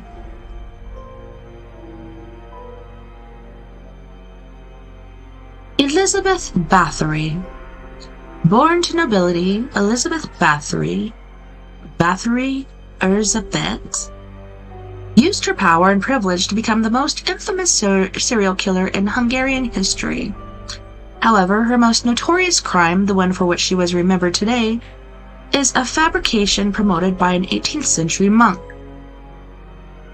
The Countess Elizabeth Bathory was born on 7 August 1560 on her family's Nagybator estate in the northern Great Plain region of eastern Hungary. Her father, George Bathory, held enormous wealth, exceeding that of the Hungarian king Matthias. Her mother, Anna Bathory, was the older sister of the Polish king Stefan. George was her third husband, and marrying Elizabeth's parents had united two branches of a powerful community and family, and in doing so, had carried forward the long tradition of interbreeding among the noble chains and clans. A woman of the Renaissance, Elizabeth spent her early years at Eszed Castle, where she learned to read and write in 4 languages. At the age of 11 years, she became engaged to Ferenc Nadasdy, the son of another aristocratic Hungarian family, and moved to be with her future husband's family at Nadasdy Castle, in the westernmost portion of the country. Such was the status of the Bathory family that upon their marriage on May 9th, 1575, the groom adopted the bride's name. This is not to say that the former Ferenc Nadasdy did not himself have considerable wealth. His wedding gift to Elizabeth was their home, Hotchkiss Castle, an expansive country house, and 17 adjacent villages. Although Ferenc Bathory was but one of the countless men in history who have been dubbed the Black Knight, he was nevertheless notably cruel. 3 years into the marriage, he was made the chief commander of the Hungarian soldiers against the Turks during the height of the Long War. He took particular pleasure in personally devising tortures for his Turkish prisoners, and is said to have taught torture techniques to his wife. It is thought that the Countess not only shared her husband's sadistic impulses, but that her passion for such things far outstripped those of the Black Knight. In fact, it has been suggested that Ferenc Bathory, hardly a gentleman, put something of a restraint on his wife, ensuring that her inclinations remained tempered and discreet. After the death of Ferenc in 1604, likely due to illness but often claimed as having been at the hands of a prostitute, Elizabeth displayed much less discretion. The number of her victims and the degree of her cruelty both grew at a dramatic rate. Her earliest victims were often local peasant girls, who came to the castle under the impression that they were to begin relatively beneficial servitude as housemaids. Later, Elizabeth became so bold as to abuse the daughters of the lower gentry, who had been entrusted to her for the purpose of learning etiquette. As early as 2 years prior to the death of Ferenc Bathory, rumors and complaints about Elizabeth's various activities had begun to find their way to the court in Vienna, from which the Habsburgs ruled Hungary. Initially, these appear to have been brushed aside, but as the years passed and Elizabeth began to abuse the daughters of the lower gentry, her conduct could be ignored no longer. In March 1610, an inquiry was established. Evidence was so damning that the negotiations were soon entered into the others in the Bathory family, including Elizabeth's surviving son. It was decided that in order to avoid scandal and the disgrace of a noble and influential name, Elizabeth would receive no punishment. Rather, she would be placed under house arrest and spend the remainder of her life at the castle. On the morning of 29 December 1610, a group of men under the guidance of the Palatine of Hungary, George Thurzo, entered the castle. They discovered one girl recently deceased, two others who were mortally wounded, and a number of others who had been locked up. However, these were far from the most horrific sights. Elizabeth had disposed of her victims without care. Frequently, they were simply shoved under beds. If the stench became too great, servants were instructed to remove the bodies and leave them in the surrounding fields. Both whole corpses and body parts were found throughout the castle. On 7 January 1611, 4 maids considered Elizabeth's collaborators were put on trial. Of these, only one escaped execution. While the noble lady was sent to live out the rest of her days in a tower room, 2 of her maids had their fingers cut off and were thrown on a pyre. Another servant was beheaded. In rendering their verdict, a panel of 21 judges considered the testimonies that had been collected over the preceding 10 months. It was claimed that Elizabeth had tortured and killed her victims not only at the castle, but on her other properties and during trips to Vienna. More often than not, the claims against Elizabeth were based on hearsay. Her crimes, though, were many. She would push needles under the finger and toenails of her maids and place red-hot coins and keys on their hands, faces, and genitalia. In winter, she would throw young girls into the snow and pour cold water over them, allowing her victims to freeze. Some girls would simply be left to starve to death. She was also said to take a great delight in biting the flesh off faces and other parts of the body, always while her victim was still alive. Exactly how many girls suffered death at the hands of Elizabeth is unknown. One witness mentioned a book written by Elizabeth, which was claimed to have contained the names of more than 650 of her victims. Although the book has not survived, the figure is not mentioned by any other witness. The death toll of 650 has remained, becoming an integral part of Elizabeth Bathory's legend. However, her collaborators put the number at less than 50, while others working in the castle gave estimates of between 100 and 200 girls. After learning the extent and nature of Elizabeth's crimes, Matthias II, Emperor of Hungary, encouraged Thurzo to put her on trial. Though reluctant to break the agreement with the Bathory family, he began to collect more evidence. It has been suggested that what Thurzo was actually doing was playing for time. If so, his ploy worked. Elizabeth lived under house arrest for less than 4 years. She was found by a servant dead in her tower room on the evening of 21 August 1614. Imagined atrocities. As if Elizabeth Bathory's crimes weren't sufficiently repulsive, over time her story has been embellished by the addition of imagined atrocities. The most prevalent of these fabrications is the idea that the Countess had virgins murdered in order to bathe in their blood. In doing so, the story goes, Elizabeth believed she could retain her youth and beauty. Although the source of the story has been lost to history, the first recorded account was written by a Jesuit scholar, Laszlo Turoczi, in his 1729 Tragica Historia. In the 3 centuries since, this invented atrocity has been pointed to as the ultimate in female vanity. Wow, that went by fast. Alright, boys and girls, it's time for our second music break.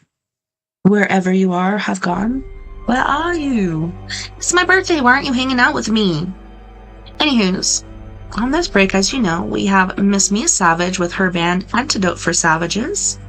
And she's going to be singing one of my favorite songs, Bury Me in Heaven, followed by Singing to Your Grave, The Bottom Line, and Not a Fates. You guys don't go anywhere. We'll be right back after this music break.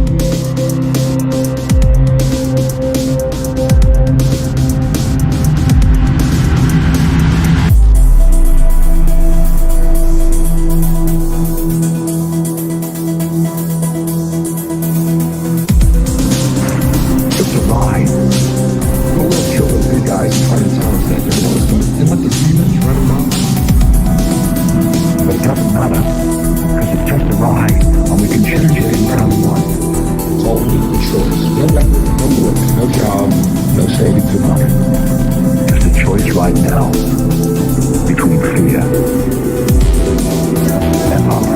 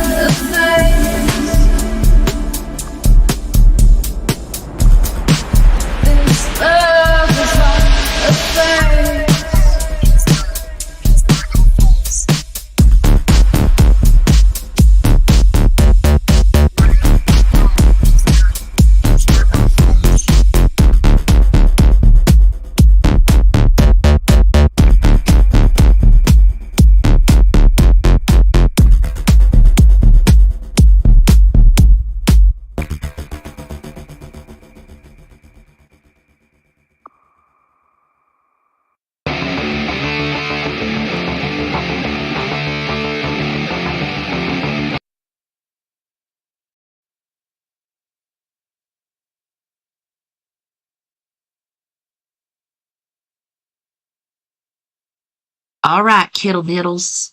It's hour 3. So for the first hour, we did Alfred Hitchcock's Monster Museum.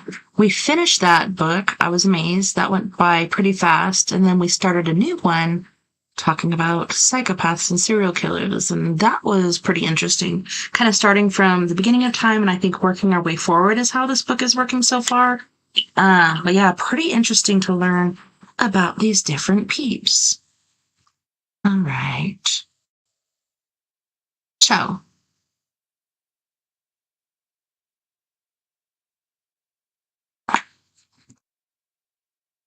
what, Adrian? Okay. All right. Well, Adrian before said he loved Mia Savage. Now he said he's not so much of a Mia Savage music fan. Weird. Okay, so we will be sharing. Let me do this. Let me see if I can do full screen on here. All right.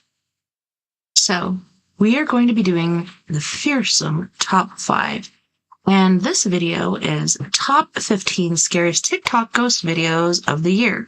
This should be good. I actually got onto my TikTok earlier and I was trying to find the TikTok that my daughter sends all the stuff to me on, and I was unable to latch that up, but alas, here we go. Let's make it a little bigger. How do we do that? Oh, like this? Yeah, or we could do it like this. Kind of like this. I wish it would show it really good. But yeah, let's go. Make sure you guys go over here to Fearsome Top 5. Subscribe. Welcome to Fearsome Top 5. Let's take a look at 15 of the scariest TikTok videos of the year. Number 1. Number 1. TikTok user ChuckingCards87 is an avid card collector that loves to show off his collection on TikTok. From sports cards to Pokemon, he just can't get enough. But after something chilling was caught on his doorbell camera, he couldn't resist posting it online.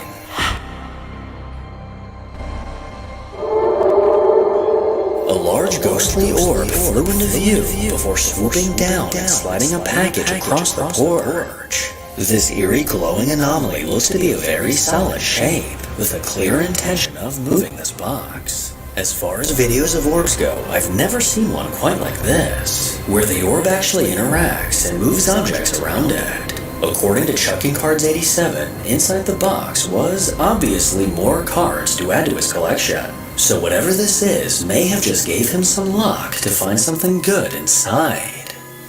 Number 2. That thing's gotta be stronger A than man named this. Jake runs a TikTok account. Oh, look at your Frenchie. I want one. French bulldog named Yoda, and his page is filled with videos of Yoda being absolutely adorable. But Jake recently posted something out of the ordinary and completely unrelated to Yoda. According to Jake, his dad is a chiropractor in Wichita, Kansas, and late one night, the camera inside of his office managed to catch something incredibly chilling.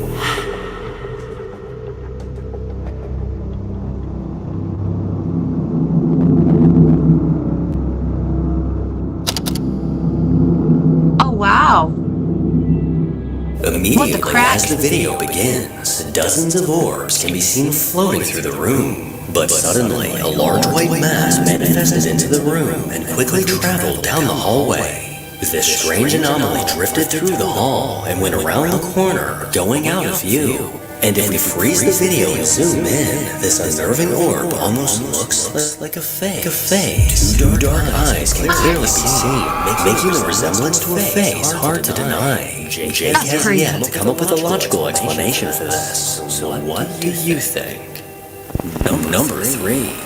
On a TikTok account called The Hall Family, a video was posted that left many viewers scratching their heads. Late one night, around 3 in the morning, the Ring camera in his family's backyard managed to catch something bizarre. What is that, a gigantor ladybug? Whoa! Holy shnikes! That's insane.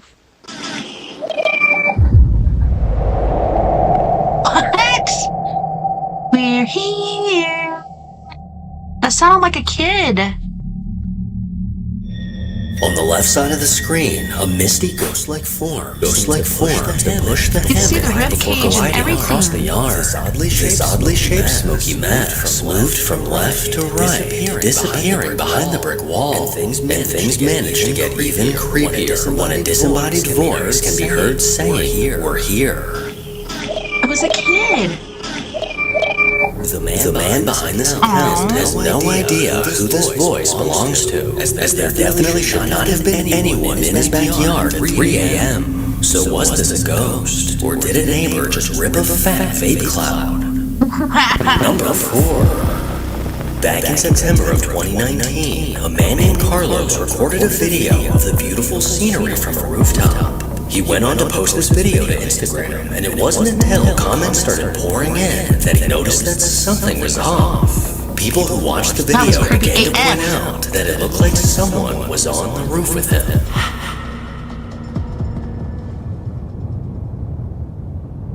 On the rooftop. Down by the sea. As he panned the camera from right to left, a chilling face can be seen just a few yards away. Behind the concrete structure, this ghostly face peered at Carlos, going completely unnoticed. This unsettling figure appears to have long black hair and extremely pale skin. Carlos obviously didn't notice this figure while on the roof, but there's no denying that it noticed him. Number 5. Lately, the entire internet has been in a frenzy after the recent UFO congressional hearing where aliens were confirmed to exist. Well, around the same time as this hearing, people began to see strange things in the sky. TikTok user Eddie B80 is one of the men who managed to record the bizarre phenomena he saw in the clouds above. Oh, look at those smoke. Oh wow. Big old cloud in Let's front. make it bigger. A big old circle on the front, look. You see that big old circle on the front? What the heck? There. Look at that big old flag in front of it. It's a circle in front of it. The blue smoke, and it's like a big old circle. It's still a heck of a height. Now that's a smoke ring. Like a big ring.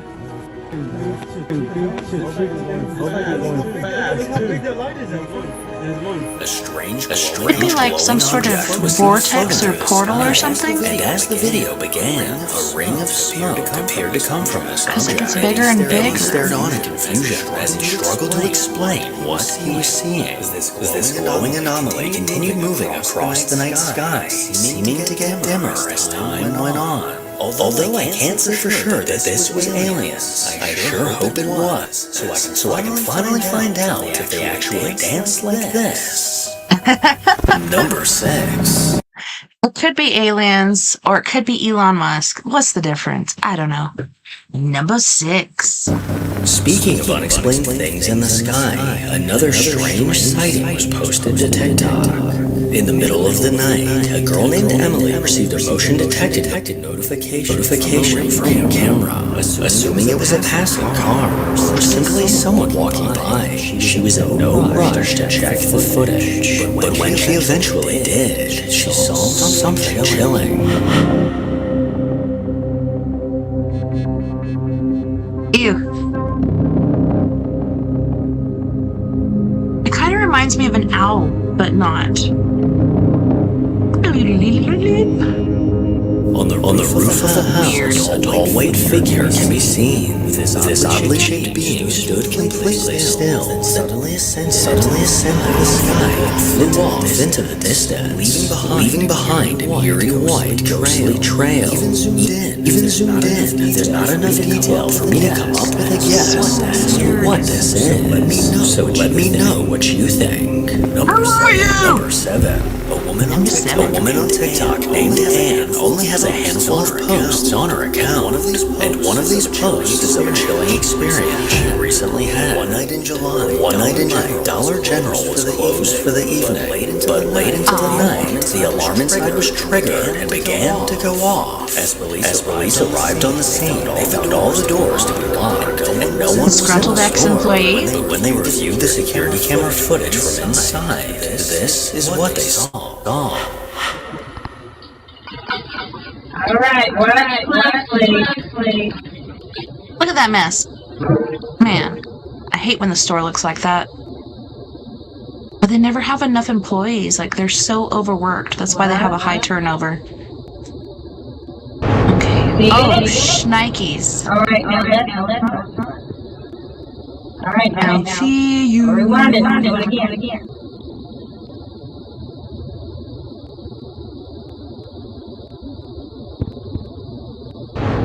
Oh, man. At the end of one of the aisles, a dark figure walking by. This shadowy being moved from right to left and looks to be a solid black shade. Anne instantly got chills watching this footage, and she was left feeling uneasy. So who or what could this have possibly been?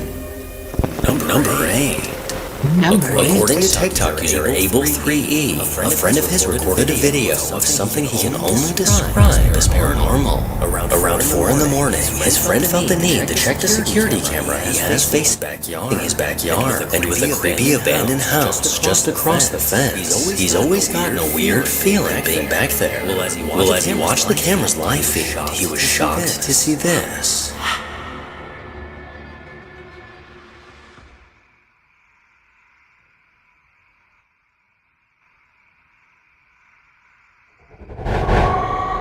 Oh. It's a little girl. What looks like a small ghostly child walked along the fence on the side of the abandoned house. This eerie white figure looks to be no more than 3 feet tall as it scurried from left to right. It's like a little Now, because the home on 3-or-4-year-old. that side of the fence is abandoned, and the fact that this was recorded at 4 a.m. makes it very unlikely that this was an actual child walking around. But if it's not, then who or what was outside in the dark at 4 in the morning? Number 9. Over on the Parents Are People Too TikTok account, nothing out of the ordinary has ever been posted. The woman behind this account is a loving wife and mom that takes pride in showing off her family. Well, less than a year ago, this family moved. I like that title. Parents are people too, okay? I don't think kids would agree, but let's continue. Into a new house, and all was going well until just recently when she noticed something in the house that made her stomach drop. I should have movie in here. And yes, my fan is on. That's why you see it glowing. But what the hell is that? Oh Why no. is it wrinkling like that? Somebody's pushing it. Holy shit. And that look on that Judo look kick on it. the face. Judo kick. Dude, I would be punching it right in its face. Punch it. Judo punch. While laying in bed, she noticed what looked like someone moving behind the curtain. She stared on in disbelief as this unnerving movement continued. And although she managed to stay calm, these eerie fingers poking through the curtain would have instantly sent me running. I don't like it. But after she mustered up the courage to take a look, no one could be found behind the curtain. Well, the very next day, she posted a quick update about the strange events that had followed. Hey guys. I just wanted to do a little follow-up to the video of the creepy curtains. Not that anything else has happened, because it's the first and only thing that's ever happened here. But yeah. So it could all just be coincidence. I don't know. Probably just coincidence. Yeah. Since I took that video, my phone has not held a charge. Has not even made it to 100%. I've charged it overnight. Wow. I have just charged it for 3 hours while I was laying down, and I woke up about 10 minutes ago. It was 76% after 3 hours. It's already down to 3%. I've not been using it other than to record this video. I think the ghost is using it. I Draining. drop calls all of a sudden. And this is just literally the next day after I took the video. It started doing this, as well as I got in my car the next day to go to work, and my battery died in my car. Again, could be coincidence. It's a 2-year battery, I think, and it's been 2 years, I think. But it was just weird that it was the very next day. I had to get a new battery for it. So Battery. I'm not understanding why these two batteries are not holding a charge or working. So could something paranormal be draining the battery from her phone and car? Or is this all just a coincidence? You decide. Number 10. A girl named Devin from the Bunny Squid 95 TikTok account found herself in a terrifying situation. Back in 2020, Devin and her fiance moved into a small apartment above an old house. Almost immediately after getting settled in, they began to notice strange things happening inside. On an almost daily basis, they would hear weird sounds, the lights would flicker, and objects would move on their own right in front of them. But nothing freaked them out more than when they would hear voices coming from the other side of their bedroom door. Devin began recording this activity, and what she caught on video is truly terrifying. Hey guys, it's 12 o'clock in the morning, and I heard some weird noises. Oh my god. After hearing weird noises, objects on the table began moving on their own. She kept her phone by her side, ready to record, and later that night, this eerie activity continued. Okay, so I just gotta turn the light on, and there's still. Okay, and yeah, okay.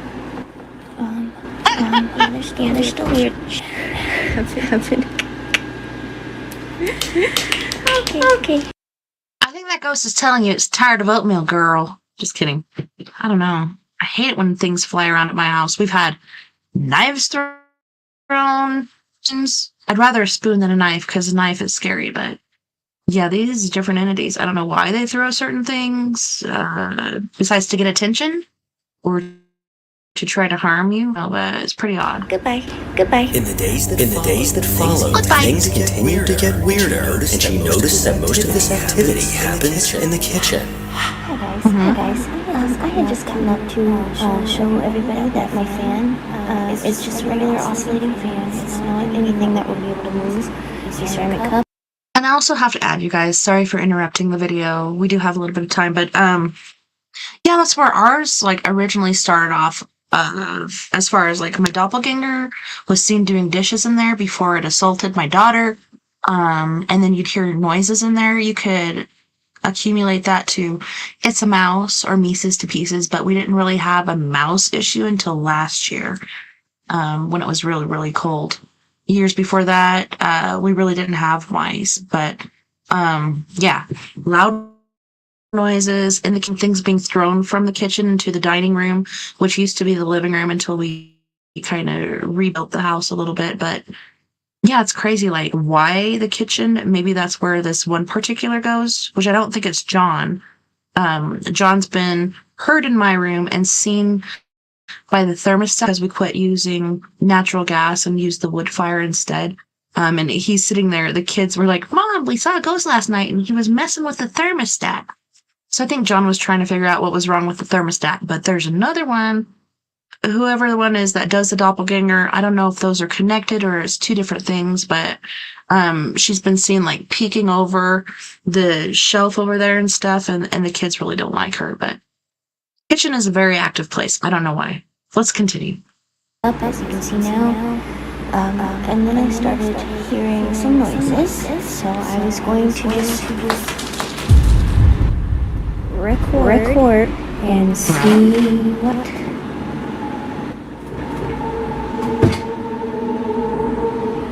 happened.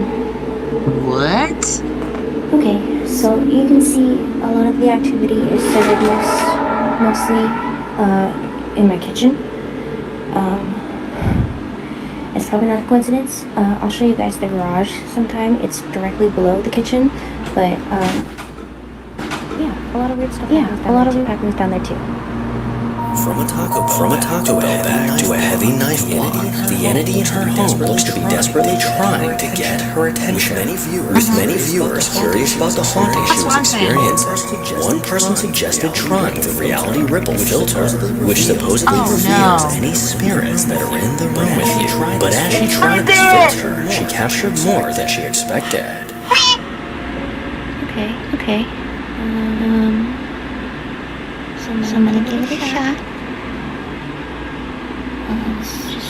That's just how it is. Those paper towels are haunted. Yeah, paper towel and the water bottle. Eh? Oh yeah, there it is. Oh, okay. Are we in the chair then? Is that what I'm supposed to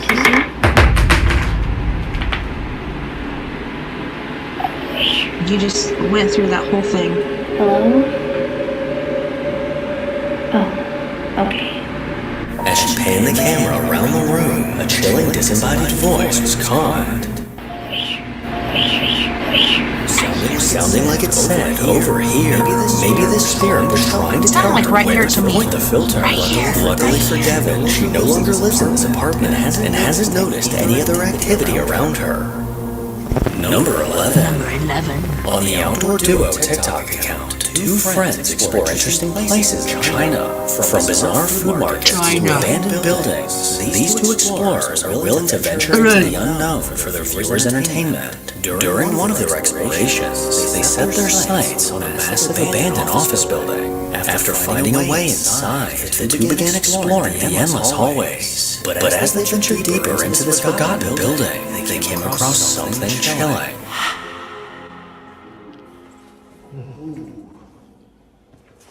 I've seen this one before. They walk by, there's a guy. Never mind. I'm not gonna spoil it. Sorry. Got a little excited. See? He was sitting right in that chair, and now he's gone. Isn't that freaking messed up? As they walked past her to their left, a dark figure can be seen sitting in a chair. But as they did a double take, this figure was now gone. This eerie black being looked to be a solid black silhouette that was undeniably there. And just how quickly it managed to disappear leads me to believe that this was not a living person. But if it wasn't, then maybe a ghost was just trying to play hide and seek. Number 12. TikTok user Bleak Sorrow is a paranormal enthusiast that often sets out to investigate cemeteries alone. After doing countless investigations in these graveyards, strange things began to happen in his house. His first thought was that something dark must have followed him home from one of his visits to the cemetery. And now he often hears the sound of footsteps that seem to come from nowhere. And one day just recently, he began to hear these disembodied footsteps coming from his basement, and this is what he managed to catch on video. Okay, TikTok. So my power's out at the moment. Oh no. In the basement. I swear I keep hearing someone walk. I don't know exactly what it is, but it's kind of creepy. I would say a bit creepy. Good.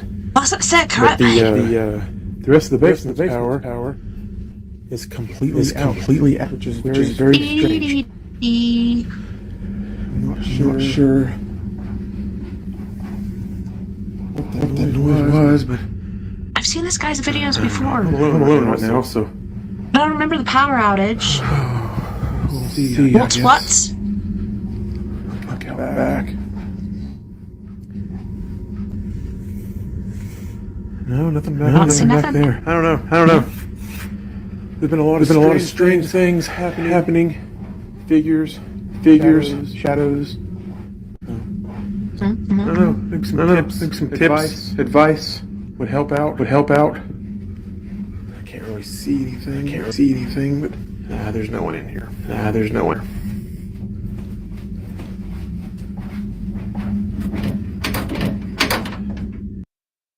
Okay, fella.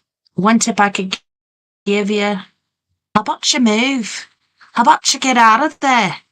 To say, like, this spirit or entity or whatever it is won't follow you. So, and a lot of people say, my house can't be haunted. It's not that old. It's brand new.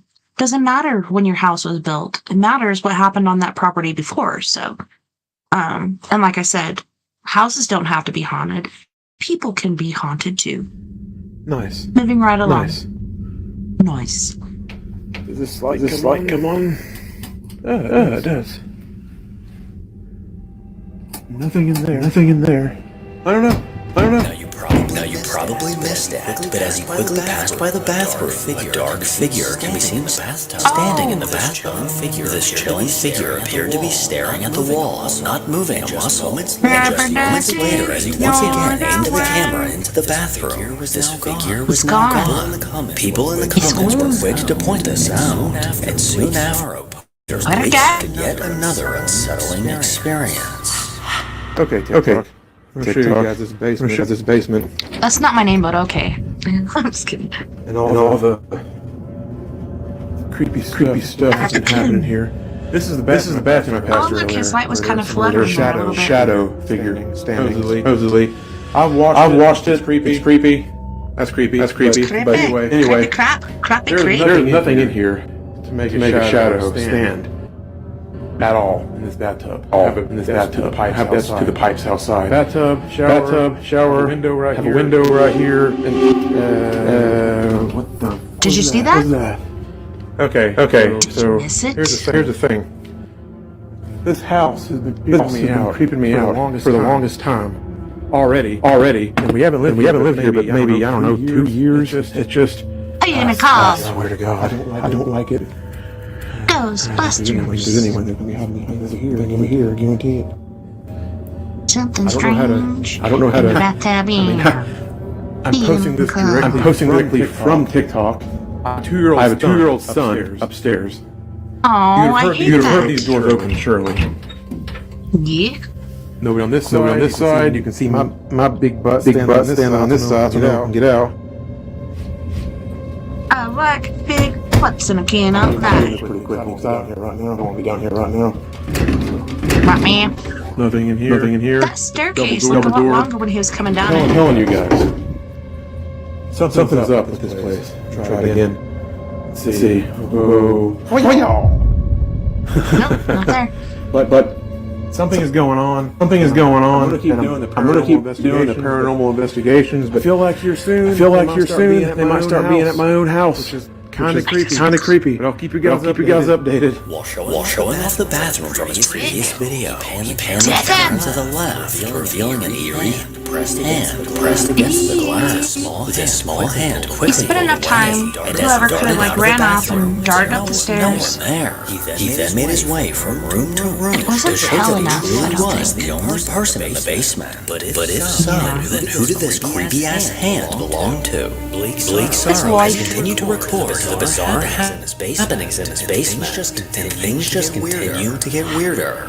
What's going on TikTok? We're back in my basement. My fiance's been here. My ear just started ringing. Water running. Actually, this door's been moving, so it's been kind of creepy. I'm really not sure what I'm looking for. A lot of you guys want to know why I have electric. I do have electric down here. We just had the power off in this main room because it was getting remodeled. We still have the breakers on for the laundry room and for the bathroom. I'll show you guys the bathroom now. It still has water, electric. Not water, electric. Water too. Has water too, hopefully.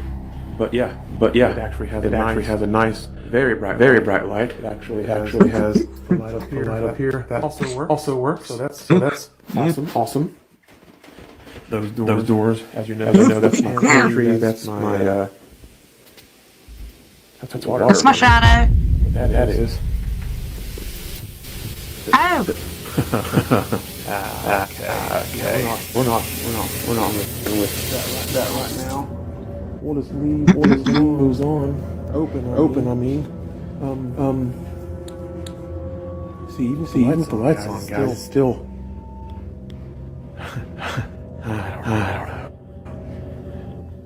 I don't know. Anyone would be hiding, not behind the door. I think the water turned on again. That could be upstairs. Man, I don't want to be there again. Yeah, I'll show you guys. I hear water running again. Is that in the kitchen again or in the bathroom? That is the What? water. Oh, wow. So that's not good. There's absolutely nobody. That's not good for the water bill. So I oh man, I don't want to move. This is freaky. Luigi Shane. I mean, I'm practically shaking, guys. It's just okay. And of course, some of the cabinets are closed yet again. Oh God. No, I'm just about to. Hold on a second. Now, okay, those have shells. Wait a minute. No, there's absolutely nobody in here. At all. Is there a tiny person hiding in here? No. I'm not sure how to. Tiny person hiding in you here. guys, I'm not proving No. this up, I'm not making this up at all. The light is now off in the bathroom. Clearly, from the things happening in his basement, something seems to be desperately trying to get his attention. Number 13. The boardwalk is a place to have fun and make fond memories. But for a girl named Jalen, there's one memory that she'd like to forget. One night in 2019, around 10 p.m., Jalen was on the boardwalk with her best friend Scarlett. The shops were closed and the usual park was shut down for the night. But as stood on the dimly lit boardwalk, one of the nearby rides began to move on its own. Jalen quickly began recording and managed to catch something terrifying. Okay, but the boardwalk closed like half an hour ago. Oh, I've seen this one. Repeat AF. Okay, I'm really bad at this. I know. How full you get on Thanksgiving dinner? Oh my gosh, it hurts so bad. See, did you see that guy? Again, Adrian, As the like, ride descended down, a dark figure can be seen in the See it? seat facing Could be the Jalen. crypt keeper. This figure eerily vanished right before their eyes. If we zoom in, we can clearly see a pale, dark shoulders that quickly disappeared as the ride went down. In shock at what they just witnessed, Jalen and Scarlett said F this and immediately left the boardwalk. Number 14. A woman named Becca from the Exploring with Becca TikTok account has had quite a few encounters with the paranormal throughout her life. Ever since she was a child, she felt as if something dark was lingering around her. And no matter where her and her family would go, this presence always seemed to follow. Well, now that Becca's all grown up and in a house of her own, she can't seem to shake the feeling that something See, that's what I was saying. with cameras It might set not be up the house. around her It could be home, you that's Becca haunted. was shocked when she discovered this recording on her kitchen camera.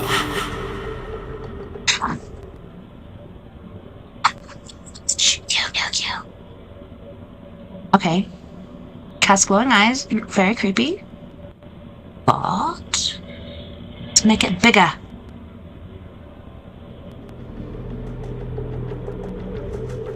Huh? A chilling, disembodied voice seemed to come from somewhere in the room. And after listening to it multiple times, I believe it's saying it's time to go. Oh. Not long after this video was recorded, So I heard it's something else time. was caught I on heard the this to go. camera. It's time for dinner. What? While recording, something appeared to move the camera to the side, And with no one around at the time, Becca has no explanation for this movement. Well, more recently, one of her cameras managed to catch yet another chilling voice. At 3 a.m., a loud crashing sound came from the basement, and as Becca went to investigate, her camera caught this.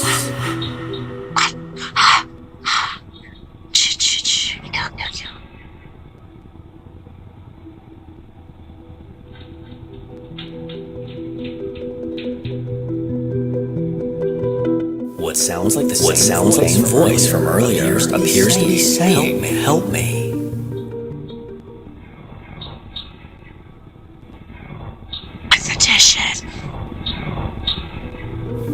Becca did not hear this voice at the time, but after reviewing this footage, her stomach dropped at this undeniable EVP. Number 15. This next video was posted by TikTok user Jose Castillo. From just a glance at Jose's profile, it's not hard to tell what his favorite hobby is. He often sets out on mountain biking trails with friends with a GoPro strapped to his chest. Well, one night, while on a trail surrounded by darkness, his camera caught something downright unnerving.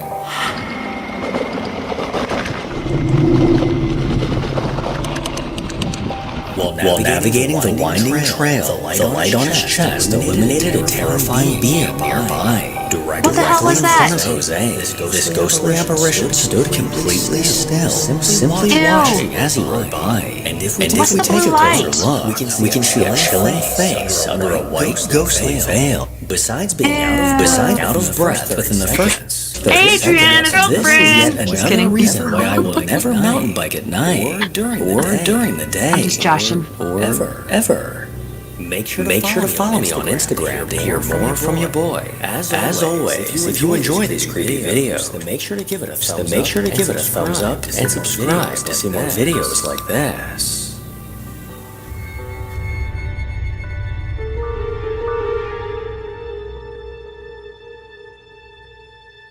Oh, snap.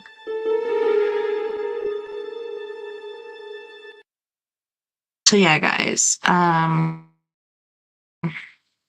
going over there, please subscribe. This guy is doing an awesome job. I used to watch Nuke's Top 5, and then of course life happens, and he's had to do different things as far as, yeah, Adrian, I was like, Adrian, your girlfriend, oh shit, don't say that, Adrian. Like, what I said was creepy, but what you said was even creepier. If she does show up, just let me know. I'll have to come over and cleanse your house. No, nothing like that. Wasn't she creepy, though? But yeah, you guys, thank you so much for joining me tonight on We Are Paradox Media's Late Night in the Rockies. Tell you what, it was so awesome to have you guys. Thank you so much for hanging out with me during story time, if you did. I know people were in and out, and, you know, it's still Thanksgiving week. People are still taking care of shiz and cleaning their houses and rearranging their refrigerators and everything. I actually bought a couple refrigerator lights, so now I can actually see things in my refrigerator without using my cell phone. But Thanksgiving dinner was bomb. I still got a wang, I got a drumstick, I got a breast, and then I have a white meat and dark meat. All of it's just kind of segregated into its own little units. But it was so delectable, so delicious. Grateful that my birthday didn't land on Thanksgiving this year because, you know, I'm generally the only one cooking, and being that I did, I hate to do that on my birthday. So I'm so glad that it wasn't on my birthday this year. And it was so strange to me because I'm like, it's Thanksgiving usually on the 24th, and then I realized sometimes my birthday is on Thanksgiving, so that's not true. But yeah, we did. Oh man, what's his name again? Alfred Hitchcock's Monster Museum, and then we just got into this new book, The World's Most Evil Psychopaths, and that's been good so far. Very interesting. I love the name of the guy that did it. Pretty cool. But you guys, thank you so much. once again for hanging out with me on We Are Paradox Media's Late Night in the Rockies story time with me, TessaTNT. I hope you guys come in again next week. We got Brandon Vegas. This guy is from Hawaii. Mokulakahiki. Come on, you wanna lay me? Pass the line, more. Go chickadee. But yeah, he's gonna be talking about his alien encounters, UFOs. He's got different pictures and videos. They're very impressive. Very cool. And then, I don't know, on the 3rd I might do story time. I might go down to Rockies and do the a drag show Christmas fundraiser. I'm not sure what I'm gonna do. Yes, our fridge is packed AF as well, but I cleaned out a lot of it and now it's mostly toiki stuffing. I love the stuffing. I stuffed the turkey this year. That's my favorite stuffing. It just has a tremendous amount of flavor. It's just so delectable and I could just eat it forever. Today I made some beef stroganoff just to break the chain of toiki eating, but it was yummy. Yes, Nuke's Top 5. Yes, check it out, Adrian, because Nuke's Top 5 is big. Yes, he's had family things going on where he's kind of interrupted, but, yeah. So make sure you guys come out. Hang out again next weekend. We got a couple more awesome shows. Over New Leaf, we learned a lesson about certain things, and, yeah, I burned some sage today. I actually ate some sage last night, because, you know, you get little pieces like this that kind of drop off, and if you're not careful, you might get some heartburn. Yes, Adrian, I agree with that. And I think there's another one you shared with me where maybe next weekend I can get it set up where we can do the radio box and or the ghost box and ask some questions. And I'd love to do missing, murdered Indigenous women. That would be amazeballs. Tell you what, Adrian, if you could help me out with that, that'd be awesome. But also I could do my own inquest on that. And that would be amazing. Sorry I poked fun at you about that being your creepy girlfriend. Maybe not the ghost box for you. Yeah, and I have been hearing from like Bill Hauser in the chat. Like I know he does a lot of stuff for SOR radio, and so he's not over here a lot. And I even invited him to like share things on our page. He's like, no, because I already do it for SR. I know I'm crazy. Hey, if you're not crazy, you're not taking advantage of life and taking full breaths, you're not living life. But yeah, you gotta enjoy that shiz, right? No, but the turkey was so good this year. Yeah, not the girl witch doll girlfriend. Honey boo child Adrian. He ain't down with that, so move on, bitch. Go to the next house. Move, bitch. Get out the way. But yeah, it was awesome hanging out with you guys. Thank you so much for tuning in and hanging out with me when you did. It was pretty quiet tonight, but I get it. Like I said, this week was Thanksgiving week, and a lot of people are freaking drained. A lot of people, yeah, that was creepy. I don't want to see that. I don't want to. No, thank you. I'm with you, Adrian. Like, honey boo chat. I don't want to go there. But yeah, it's been a busy week for everybody. Everybody's still, you know, tripping out on tryptophan from their turkeys and getting super tired and stuff. But hey, you guys, you know, night night, love and light. Take care of my yous. Remember, we're all in this together. Together, we can make the world a little better. And together, we are Paradox Media, because without you, there is no us. But like I said before, take care of my yous. Please don't eat too much turkey. Yeah. Like you said, Adrian, especially in the middle of nowhere. You don't want to see no shiz like that. But I hope you enjoyed the show tonight, Adrian. Thank you for hanging out with me on my birthday, and take care of my yous. Don't work too hard. Enjoy life to the fullest, and just be you, because there's nobody else like you. Night night, love and light. Like I said, take care of my yous.